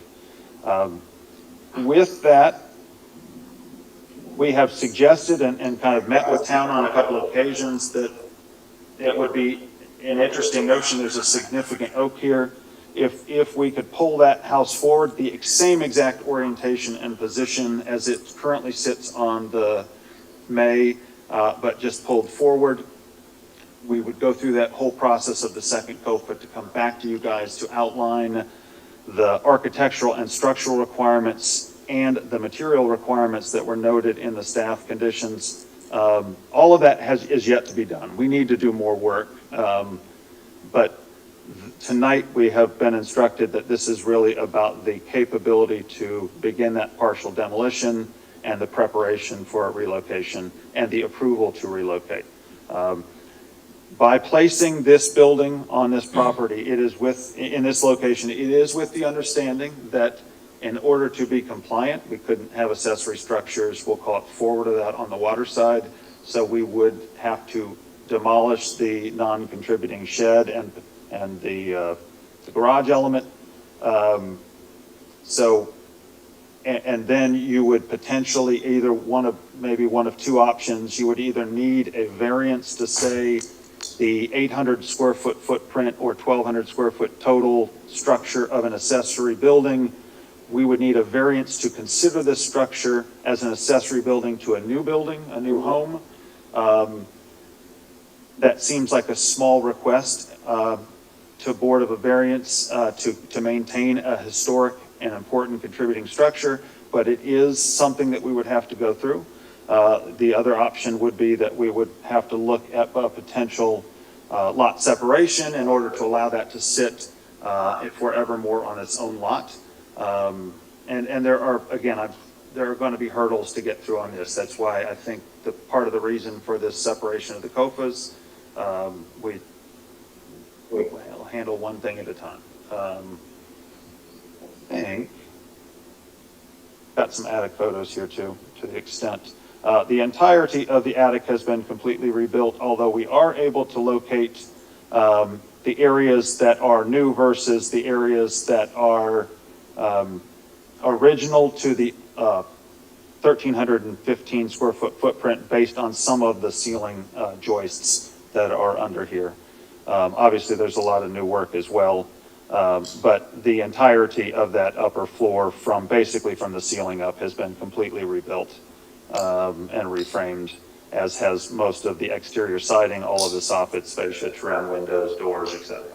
So that's, I think, where we're getting back to a lot of these comments about hearing that this is nothing like what we built, or this is not representative of the original structure. It's certainly not representative of the photos that were accompanying the historic survey work that was done in 1994. Okay. Sorry for all the long-windedness. Any questions, or how can I help? Nobody answered Carlita's question. Why do you want to move it? The owners would like to move it in order to basically restore it on its own rather than try to further, I don't want to use the wrong word, further complicate what's there right now. It allows it to live and exist. This would be taking more of a restoration approach, right? Capturing a snapshot in time. Let's bring it back to what we were. Bring it back and leave it there? Well, and then build around it like everybody has over the past decades? So I think you'd have to find what was there to understand what, right? So the reality is it's a significant investment. It's a piece of property that I don't think there are many people that would say, let's renovate a 1,300 square foot cottage and pay this for this lot and leave it where it is, and honor and respect that and not do anything further, right? So I think this gives us an opportunity. It takes away the economic pressure of a desire for someone else to come in and say, if I'm willing to buy this, I want to force everybody's hands to say there's really nothing left here. Why aren't we just tearing it down? Because there really is nothing on the exterior that is contributing to the historic nature of this structure. Do you have proof that it doesn't exist underneath everything? So we have, yes. Well, I mean, let's put it this way. If you're doing a visual exterior, right? So if we were, again, this is why I said, if you were to go in with a survey form, right? I mean, I can look at it and see that there's so much built on Yeah. it, you don't, but what's Right. underneath it? There are existing walls underneath this structure that we intend to, again, maintain, pick up, move forward. But we will have to, the windows are not where they were, right? The doors were not where they were. The structure of the porch is not consistent with what it was. There is no roof left. So we are still going to be essentially rebuilding portions of this, but there is no reason that the main structure of the house can't be maintained. You kind of answer my question is, how do you get around that tree? and then you're basically going to take it down piece by piece and rebuild it? No. Okay. No, Can I- not at all, Do not you at have a all. picture of the front of the property with this tree? I just can't wrap my head around How are you gonna move it moving with that the big house tree? around the tree. Yeah, that tree is not that significant that we can't work around it. This Oh, I this thought lot is, somebody said it was a significant tree, and then they had like a big circle around it. I have I put a circle around it. Yeah, we're gonna stay off the drip line of the tree with construction, but I mean, and I'm happy to go out there with you guys. We can move a 40-foot wide structure around that tree with absolutely no problem. So we're essentially taking a river cottage and taking it off the river. You are, and I'm not gonna sugarcoat this, guys. We are, with context, if that is our only criteria, with context, it will not be the primary, when it's all said and done, and there's full truth. The goal for this is to create, to rehabilitate this structure so that it can be enjoyed and considered a contributing structure with historic significance in the town of Bluffton. It has a different context with relation to the river because there will be a new house behind it at some point. That's how this would work. If you leave it where it is, if you say it cannot ever be moved, then someone needs to convey which pieces of the historic structure are relevant for saving, right? Because there is no exterior distinguishing feature that is remaining on this. So But you just said the exterior walls are still there and you can still find them. inside of the siding, inside of the new roof form, all of that stuff. So yes and no. There is no, I think we can pull structure forward and do a good job of identifying and meeting the criteria of the 10 criteria for rehabilitation. But if you said, look, we want to build a, within our right, whatever, 5,000 square foot riverfront home, we're going to work around this thing. You have engulfed this just like they already have. We're not, and then it is, again, still a contributing structure in name only. No one can ever look at this thing again and identify anything that is relevant of those 1977 photos or 1994 photos. Didn't you, in the one overhead, you showed us where the additions were, so you kind of pretty much told us where the structure was. That's off the new stuff. Yeah, let me just get it here. So the porch is still existing, it's just the screen Yep. separations are different. The entirety of the structure of the porch, wall, and roof are not existing. And so, yeah, is the footprint there? The porch is the same size. It is not the same porch. Yeah. But it is the same 14 foot that it was, it's not the same on center with the rafter tails above, it is just now bigger screen porches and a different door. The piers underneath it are different, but the screen porch itself is the same. No, the screen porch is not the same. It's not the same size. It is the same size. It is not the porch. But like, again, I can say the roof is the same size. It's not the roof. The roof was built in the 2000s. So the context of this is not just the footprint, and the footprint is not the same. I mean, I'll happily walk you all through it, but that's why we had engineers out there. That's why we've been out there in and out and sideways of this. I wish we weren't necessarily in a situation where a contributing structure basically does not resemble anything that was submitted in 1994. But that's where we are. So The footprint still looks like it's still there according to what's up there right now. well, Whether the windows have moved or the screen porch. let me reiterate, the entirety of the front of that house needs that, all of that stuff right there that is X'd out is coming off. It's not, right? We know approximately where the front line of the foundation is. I cannot tell you whether the wall where the current door and windows are has been completely rebuilt or not. I just know about where that foundation line is. And I know from photos and piecing this together that this corner right here up at the top left is that same 4-foot indention that appears to be the right side edge of the gable in 1977, although the roof is completely gone, the windows are different, the shutters are gone, the siding has been replaced. And I don't really know whether, at this stage, whether the wall is original or it isn't. I just know that from what we've seen some ceiling work in there, and we've seen some foundation work that would say that this has been added onto over time, but that there is certainly some, that I think that this footprint is right here. I do believe that.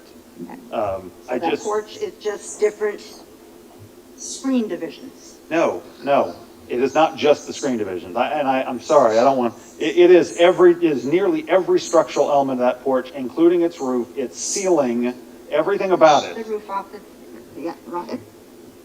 What studies did you guys do to, just study adding on to the structure? Like basically rehabilitating it in place and doing a thoughtful addition to the structure in place?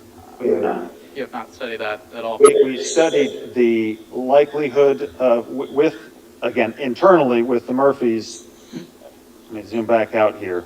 That structure is sitting about dead middle of the property, right? We can look at, we looked at, okay, what's a 5,000 square foot, what's a 3,000 square foot, like compared to 1,300? What does that massing look like? I can't in good conscience tell the Murphys there is a path towards presenting, and maybe we can come up with something here today, but what's the path towards presenting something to an HPC board that says, I am in keeping with the 10 standards of rehabilitation and keeping any sort of distinguishing features when we can't identify what the distinguishing features that are remaining are, right? So are we asking to renovate a house that is, probably, again, as someone said, more accurately a 2000 era house? And is that any more consistent? And when we talk about the standards for the interior, it's those distinguishing features that, that any, minimizing the change to distinctive materials, features, spaces, and spatial relationships, those elements are not here. We're in a bit of a unique situation. I think that's why Mr. Vox said this is a bit of a gray area. I'd love to be able to sort of pull this thing back together in more of a restorative fashion to say, okay, when someone looks at that, when someone walks in that, when someone occupies that space or sees it from the street, it looks like it was supposed to in 1994 and in 1977. And if there are protections that we need to put in place as a group that say, we cannot allow full demolition, or we cannot allow this, or whatever, or we want to make sure that we're not ever expanding that footprint. I think the future owners would be on board with allowing this thing to exist as the original 1,315 square foot cottage. Just not in that location. It's not the river cottage any longer. Yeah. It's not the river cottage any longer right now, guys. I guess unless I'm reading it wrong, I see a footprint. I know you can't guarantee that that's what it was, but you're showing a footprint where the 4 foot offset, maybe that interior wall is all gone because they bumped out and added to the front. But it seems to me that it's still there. There is So they added 100% zero of anything above the ceiling line of this house that exists on this photo. There is 100% zero of that entirety of that structure. the size is the same. It's just alterations have been made to it. No, it has been removed and replaced. There is a big difference between the two. That roof didn't get altered. It is not there. When you go up into that attic, it is complete new framing, right?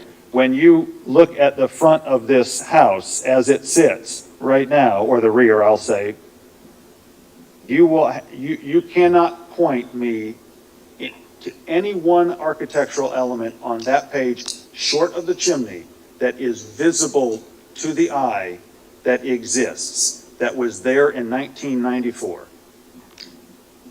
Those windows are not there, those doors were not there, they weren't in those locations, the front porch is not there.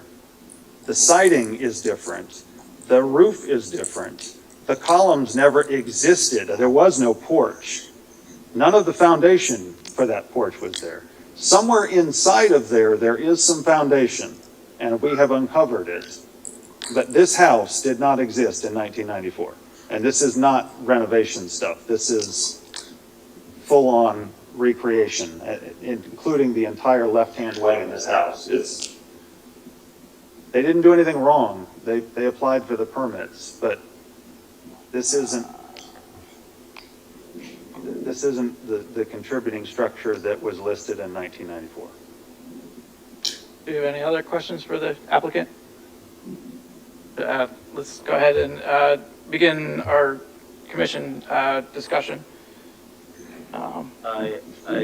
Mr. Chairman, if I may, and I'm sorry to interject and interrupt here. If I may just have a matter of privilege one moment, just to address two or three things that I heard during the presentations that I hope will assist y'all with your decision making. So, because we have two members on the HPC that I believe were not members at the last time we considered relocation, COPA HD. I want to make sure that we know exactly what the limitations of your jurisdiction is here tonight. So a lot of the questions or some of the responses had to do with the contributing nature of the structure. Does it still retain that essential essence, that contributing nature?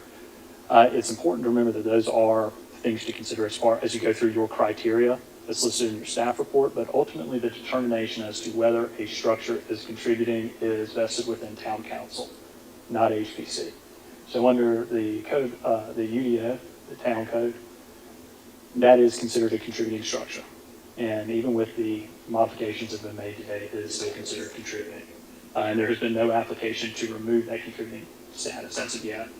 So your criteria is whether to consider this relocation without thought or any sort of confirmed area where it will be relocated to. It's unusual. That is unusual.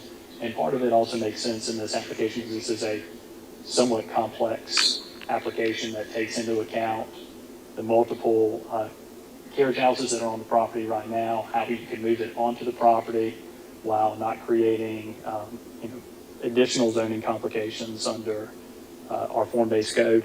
And I think staff and the applicant have expressed their opinions as to that. And finally, one of the things that I would like to address is, Mr. Chairman, you had asked about the expansion or why not doing it in addition to the existing facility.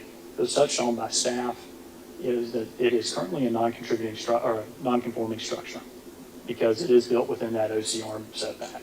So there are limitations also from a zoning perspective as to what sort of additions they can do, in particular as they move toward the riverfront. So they may be able to, and I would defer to staff on the interpretation of the UDO as to whether they could do any sort of renovations out toward Bridge Street, but certainly anywhere where they are already in violation of the setback, which was, again, put in place after the cottage was built, they would be limited. Your responsibility here is to apply the facts as you've heard them tonight from staff, from the applicant. We've had a lot of public comment that have expressed that they believe that the intentions here tonight are genuine, and these are members of the community that have been members for a very long time. And you have staff's interpretation of the UDO and the historic district standards. You need to apply those facts, the testimony that you've heard, the documents that have been presented to you, to the criteria, and make a decision. Your decisions are to approve with conditions, or to deny. If you need any help with the motion, I'm more than happy to provide my services. As much advice as y'all can give me on that would be great as well. And I'm here if anything's needed. Thank you. Thank you. And for staff, a quick question. The setbacks would be open to a BZA application as well. Correct. Are they not? Yes. If they were to request a variance from the requirements of that 150 foot front setback, that is something that would go through the Board of Zoning Appeals. We can open up to commission discussion. Would somebody like to open discussion? Oh, I mean, I was gonna make a motion. I think we should do some discussion first. All right, go for it. I'm understanding the fact that as it exists, it's not the contributing that we see, but we also are taking a riverfront cottage and moving it off the riverfront, so even if it looks like the riverfront cottage, it's not on the river. All right. So I struggle with that. I would agree, and I think that, it's part of a larger historic district that is, located on the waterfront. The waterfront is an important feature to that, and cottages, several cottages on the waterfront are contributing to that district, and I think in the feel of Bluffton. And if we were to allow cottages to be moved off of that waterfront, then the waterfront becomes all new construction. I have concerns about that. I agree wholeheartedly with that, because then at that point, we're changing the complete makeup of what Bluffton truly is. Kind of going through staff's findings, I tended to agree with their findings in 1A1, which was about, moving it off of the bluff. It's on the same property, it's still facing the river, but being up on that bluff and being 300, almost 400 feet away from it are completely different. I agree with them on point 2, which was largely the same, that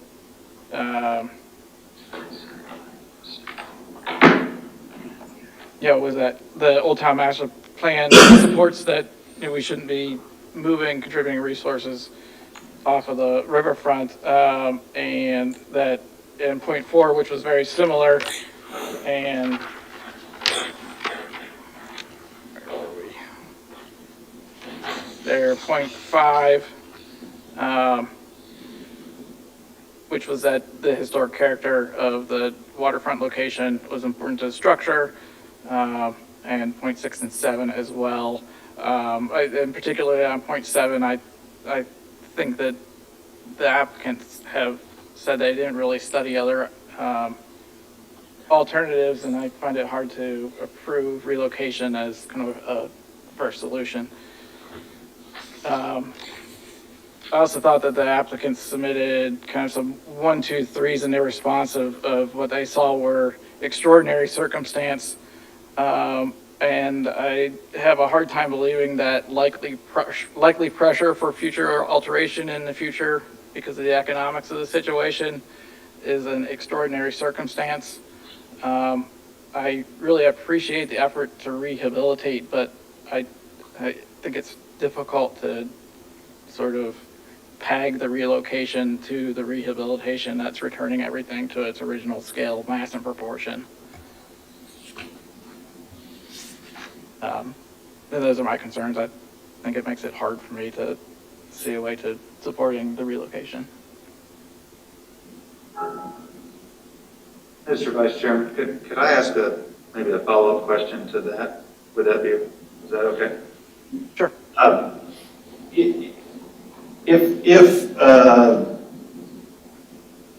If the committee were to decide that the position of the structure is more important than the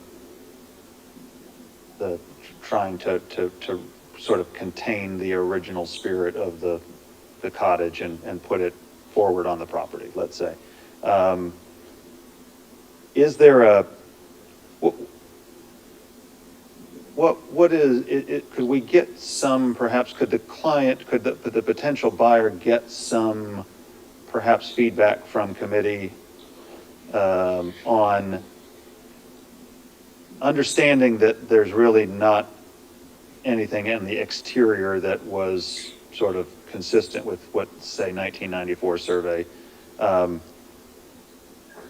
would the committee see a potential future renovation. I mean, when we bring something before HPC, typically there is a great, when it's related to a renovation project anyway, you know, there's a consistent desire to sort of leave, you know, what's historic alone, like we're making clear distinction between what's new and what's old. In this case, that line has already been blurred or obliterated. So how would a renovation proposal look to you as the board?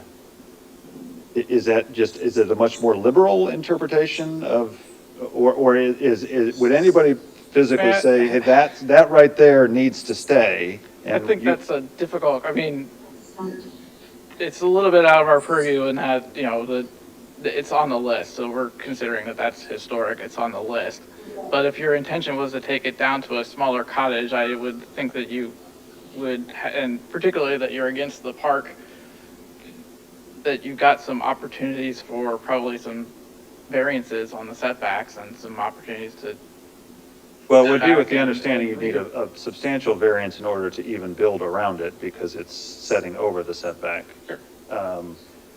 But I think what has been stated is that the position, the look of this right now is not what's making it a contributing structure. It is simply that it's been placed on the list. Location is.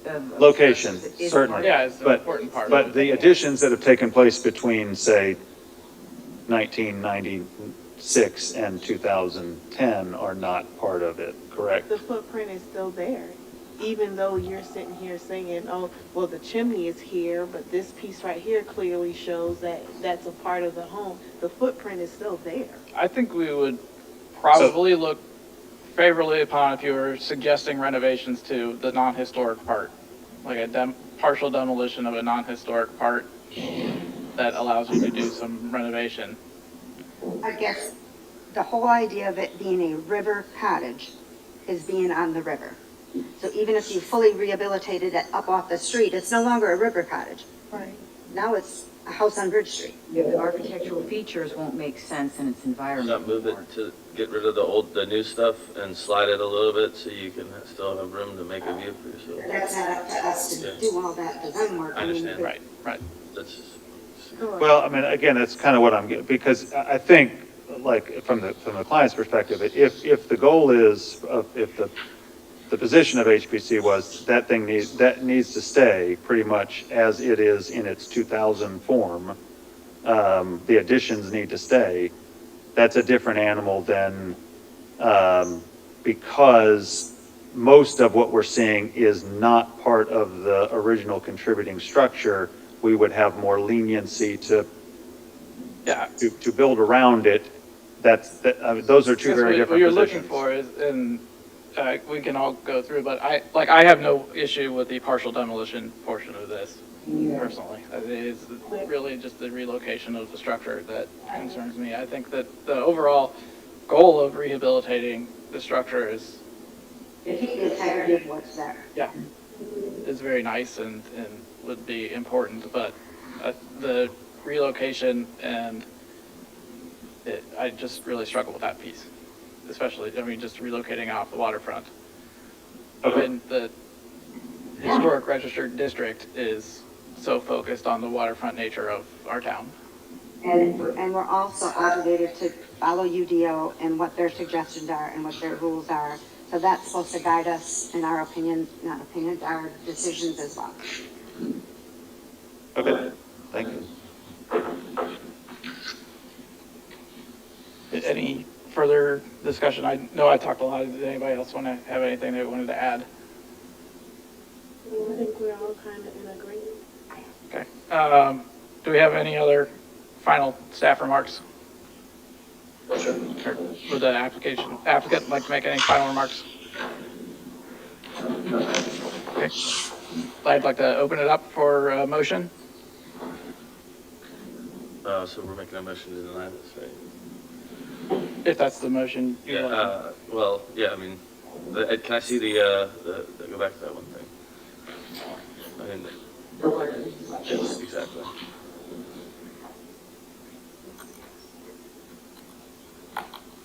Is that, Is this what you're looking for? I think that was it. This is the staff recommendations. The wording on this? Absolutely. Real quick, just, I mean, I think. All right, I'm happy to make a motion if. Quick question. I'm sorry.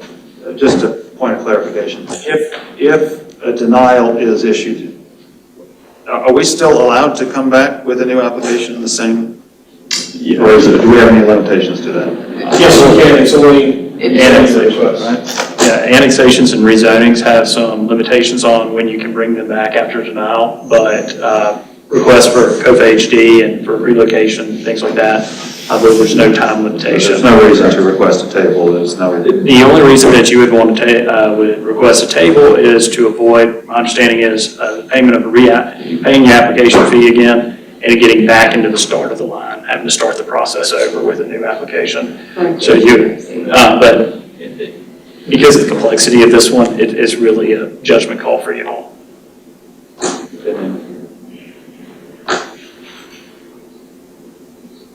Is there a timing difference that would come up? Again, if we were to study a new proposal, are we short of an application fee? Is there? I'd have to defer to staff. I'm going to just speak into the mic so that I can comment, but the timing of it, a new application would go to the Historic Preservation Review Committee prior to coming before the Historic Preservation Commission. However, if the scope of work is drastically changing from that which has been presented tonight, it would be in the applicant's best interest, in my opinion, as well as hopefully other staff's opinion, to go to HPRC, whether it was a tabled application or a denied application, as that is the technical review committee that is a subcommittee of the full commission. So the technical review of that and getting you comments so that you're prepared to come before the Historic Preservation Commission, I'm basing that on hopefully talking into this, would be beneficial to ensure that you are presenting an application before the HPC that is able to be supported and recommended approval by staff. Because the HPRC, or the Historic Preservation Review Committee, that Monday meeting, they do a bulk of the technical review against the ordinance to ensure that you're setting an application that has to wait a month to go before the HPC up for success, if that makes sense, kind of? Sort of? Sorry, I haven't spoken. One thing that I heard, and I didn't know if it made sense or not, was to study the potential of restoration and additions and renovations to the footprint that's there. Like, is there a potential to add a house?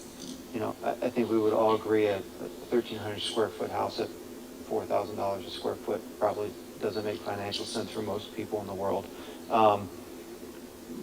But, you know, I heard some questions. Could there be a study of additions and renovations around the existing footprint, because that's all that really remains, and removal of the stuff that has no application at all to something that would still be on there and have some expression of the old house? Because the reality is, if we came in for a partial demolition, we could ask to demo the entire thing other than a couple little walls, because there's nothing left of it.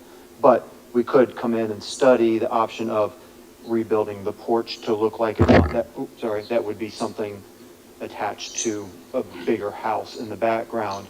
I don't know if that makes sense to table this for future so that we could study that and then come back and as a separate COFA application, or if it just made sense that we'll just let this thing die, we'll start a new process, review that with staff, and then if we all collectively agree that that doesn't make a lot of sense because the new proposed cottage doesn't look anything like the old proposed cottage anyway, then maybe the relocation to have it look like the old one makes more sense. I don't know.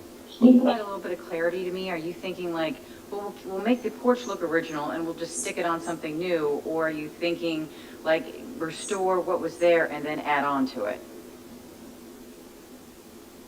That's what I'm kind of asking, what we could study. Like, I think there's a lack of information. but the reality is, if we put an addition on what's the back of the house, it won't look like back of the house originally did anyway. Now, by historic preservation standards, building it because the front's the water, building it on the back is the proper thing to do.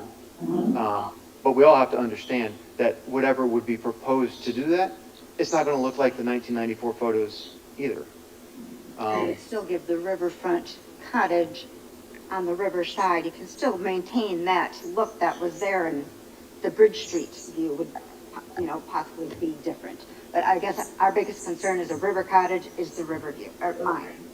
And then when you can add, I put it, if a 5,000 square foot river house is still a river cottage as well, Yeah, but we're talking about a contributing structure. We're talking about a contributing structure. What, yeah, not a brand new 5,000 square feet home. If they would want to move forward with this particular thing, they're, like, this particular is not gonna move into a 1,300 square foot cottage on the river. Yeah. At the cost of the property, it's a $4,000 a square foot endeavor, just to buy, and doesn't include the renovations. And so the reality is, and I think the intentions are pure, there's a case to be made to go to council and have it removed as a contributing structure because there's nothing contributing left. That's not what the client wanted to do because they have a heart to Bluffton and would like to restore what was there. But it doesn't make financial sense. That's just the reality of it. They would like to restore it, make it look like the historic cottage on the property. But that's the conundrum in the gray area here, because the reality is there's a strong case to say, here's the survey, here's the contributing structure, nothing remains. We want it to be removed from the contributing structure list. That's, What Kevin has to say. Kevin Eichert, Director of Growth Management. So from a process standpoint this evening, the application that you have in front of you is for a partial demolition and a relocation. So that application itself is what you need to vote on. If it sounds as though that there is some potential for alternative solutions moving forward. So from a process standpoint, a decision needs to be made this evening on those two, the two items that we have in front of you. And that's something that working with the applicants, there is potential for, just meetings with staff, not with the entire group, not a quorum of the HPC, but maybe some individuals to get some feedback as they're moving forward with a new application. And that potential new application could be a partial demolition and addition to the existing structure. I'm not trying to put words in anyone's mouth, but that would be a possibility, but that would have to be a new application. So just wanted to clarify process-wise with you. tonight we could say, yes, we agree with the demolition, but no to moving it.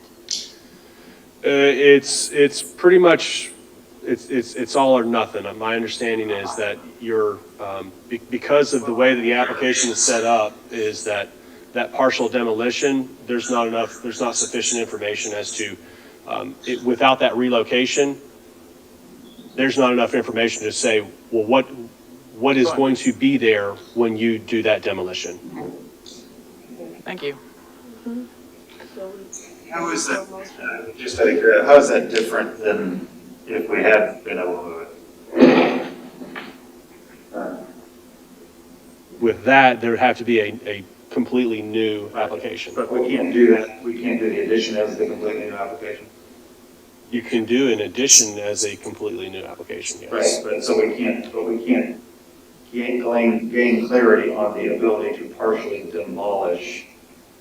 In other words, we were going to partially demolish and then come back with additional information on what we were going to do to rehabilitate it.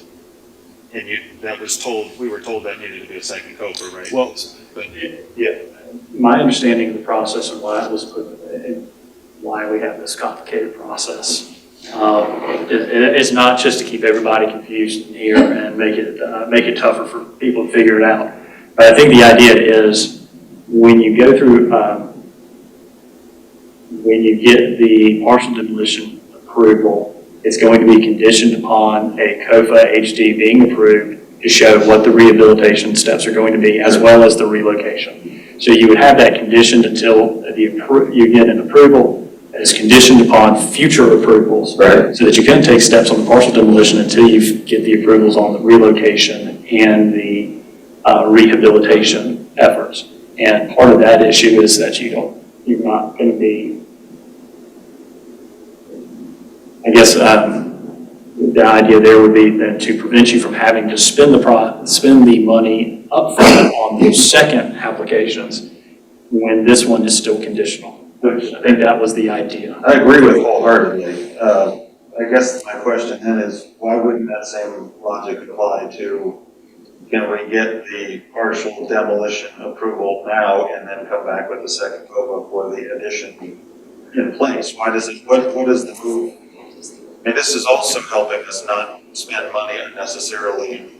I think it would be conditioned upon, it would be, I think from staff's perspective, is that condition would be much more open than this very narrow path that y'all had set forth about what your plan was or what your desire would be. So if you had come back after getting a partial demolition approved without the relocation, and then came back with a COFA HD to get the additions built on,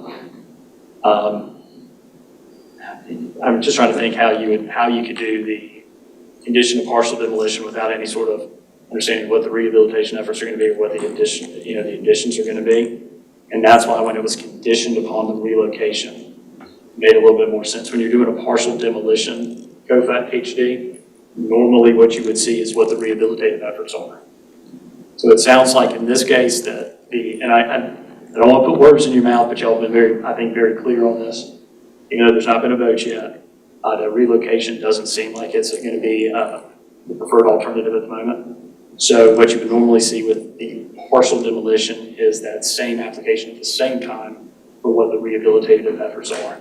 When you add the relocation element into it, I understand that they want to have it bifurcated, the process. It's ultimately the way that the code is written, and staff can feel free to correct me if I'm wrong, but it's my understanding. If we were to come back, and just want to be clear so we don't get caught on this again, if we come back with a proposal or work with staff to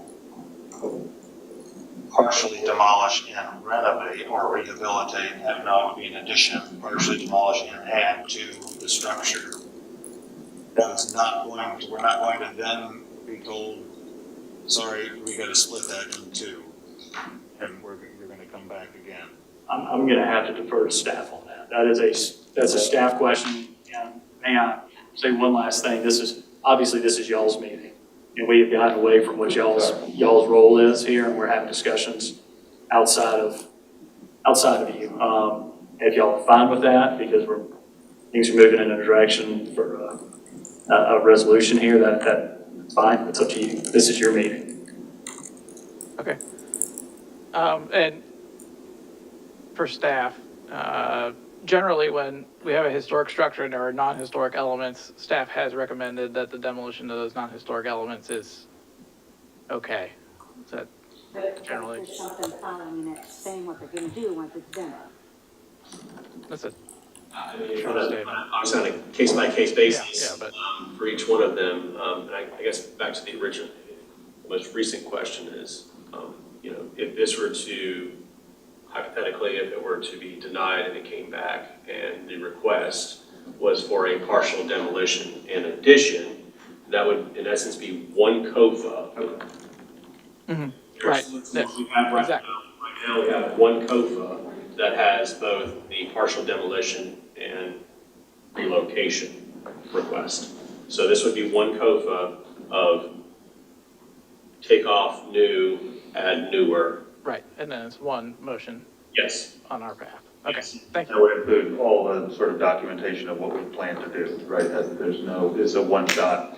Yes, correct. Okay. Yeah. Thank you. Appreciate that. I think. Not to muddy the waters, but also, you have to understand that, and this is something that we would work with the applicant, because this is a different path that we're referring to now, is that the current structure is a legal non-conforming structure. The way it's currently located, in relation to the setbacks that are applied now versus how, when the building was constructed. So there may be elements of that we would have to work through in order to move it forward. And there may be variance items associated with that. I do not know at this time if that's the case, depending on what is being proposed. So you can add on as long as you're not making a structure more non-conforming. I think we're ready to make a motion. Did you have a decision on withdrawing or proceeding with that? I mean, it doesn't sound like there is any time change regardless. Oh, hold on. Can you hold for just 1 second while I'm clarifying something with Richard before I? Okay. Just don't jump. Okay, yeah, sorry. Let's just go ahead and vote then. I apologize for the delay. Yes, vote, but wait for 1 moment, please. Don't make a motion yet, please. If it's. We can wait. It's at your discretion, but wait, hang on 1 second.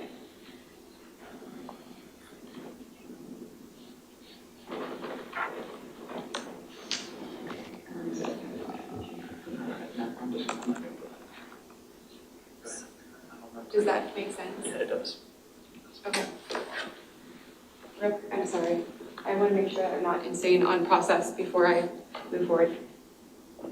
So staff, Ms. Peterson is working on a proposed motion to present based off of the information that's been provided, the concerns that have been mentioned by the applicant throughout this process in order to give them, I guess, the clarity that they need on the decision-making with the existing contract. As you know, that I think, as Mr. Court and others have spoken to tonight, the property is under contract to be sold, and this is part of their due diligence. They're wanting to make sure that they have the ability to move forward in a way that they think is appropriate and is economically feasible. And what we're just trying to do is give them whatever y'all's motion is, gives them adequate assurances whichever way they choose to go. I hope y'all don't mind. We're keeping you a little bit late. I think it's not even 8:30 yet, so. I know y'all, technically it's 9:30 is the cutoff, so we've got an hour set if we want. Yes. Okay.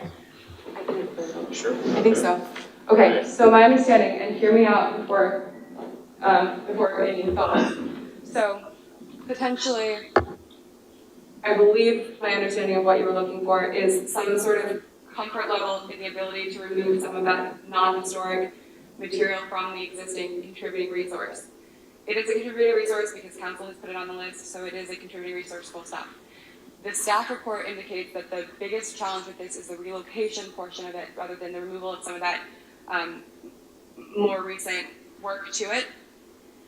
So potentially having 2 motions, and I have somewhat written something that could be potentially there and talked about it with Mr. LaBruce over there, that would conditionally approve a partial demolition of the Tyson Durst cottage to the historic footprint, conditioned upon the approval of a proposed certificate of appropriateness HD to include information regarding the specific means and methods and information regarding those historic portions to be retained, I'm sorry.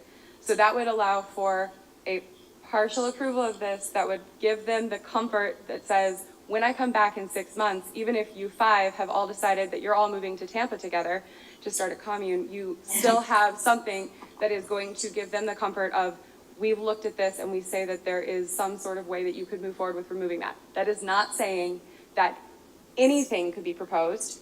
It's saying that the consideration of removing that non-historic stuff from the back of it, most of the back of it, a little of the side of it, could potentially take place, and an addition of some kind, not saying it could be 5,500 and something square feet, not saying that it couldn't be, but looking at what that is would allow that to move forward.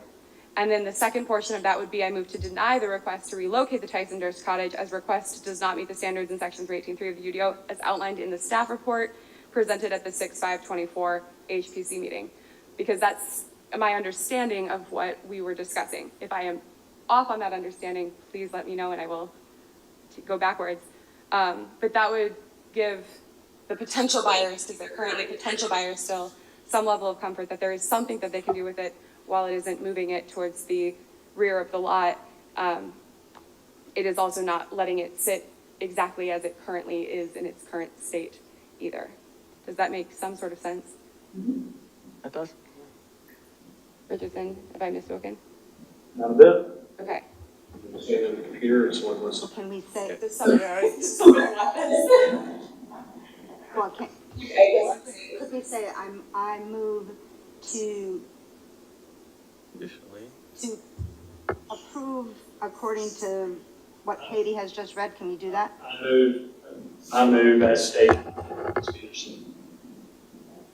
Can I see the motion, please?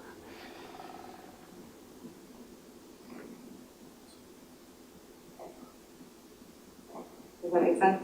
I wouldn't mind if you reread the first one, that would be helpful. I mean, I'm happy to make the motion.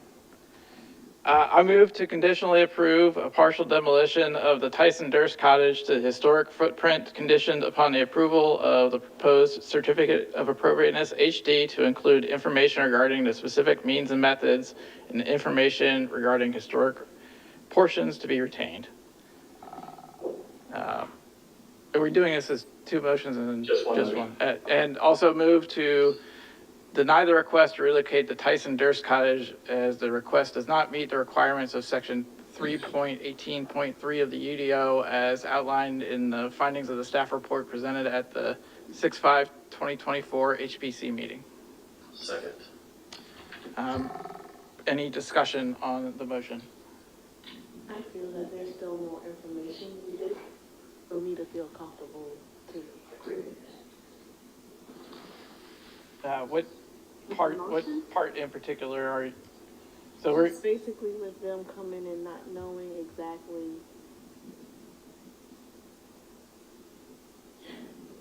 what they truly want to do with this. so Go ahead. the intent of the motion is to conditionally approve the partial demolitions that were not, they will have to come in with an application that we approve before they can do any of that demolition. So they would have to have something that's acceptable to us to be able to do any of the demolition. This isn't carte blanche to go do whatever they would like to.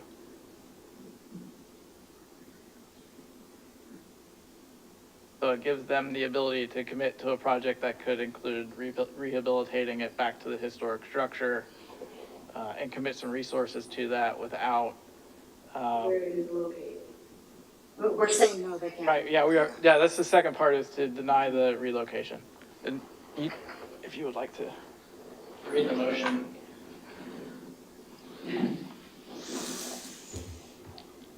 But the intent behind that would be that we have to approve what they would like to do before they can do any of the demolition work.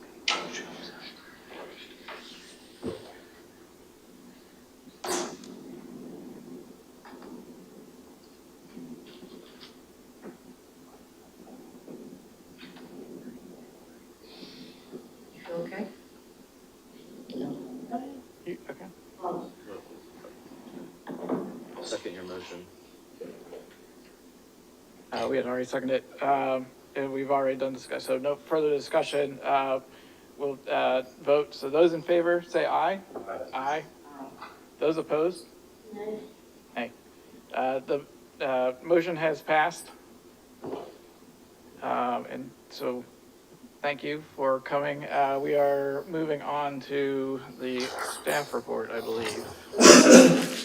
The last item on the agenda is a consideration of moving the meeting date to July 10th rather than July 3rd, to ensure we are able to have a quorum and that applicants are able to attend the meeting as well for anyone who's traveling surrounding the July 4th holiday. So we're just recommending it moves 1 week forward, which would be July 10th at 6 p.m., same time, same place, different day. Okay. Any discussion on that? Commissioner Wonder is checking her schedule. All good. Okay, all good. Make a motion to change the date to July 10th? All in favor? Aye. None opposed? Perfect. And then the only item that I have for discussion is the standard site feature permits from March 16th to May 15th, as we did not have a meeting. Most of them are signed. There's a re-roof, service yard addition, but they are in here. Is there any questions on any of those? If not, or if later, I'm happy to answer any questions later.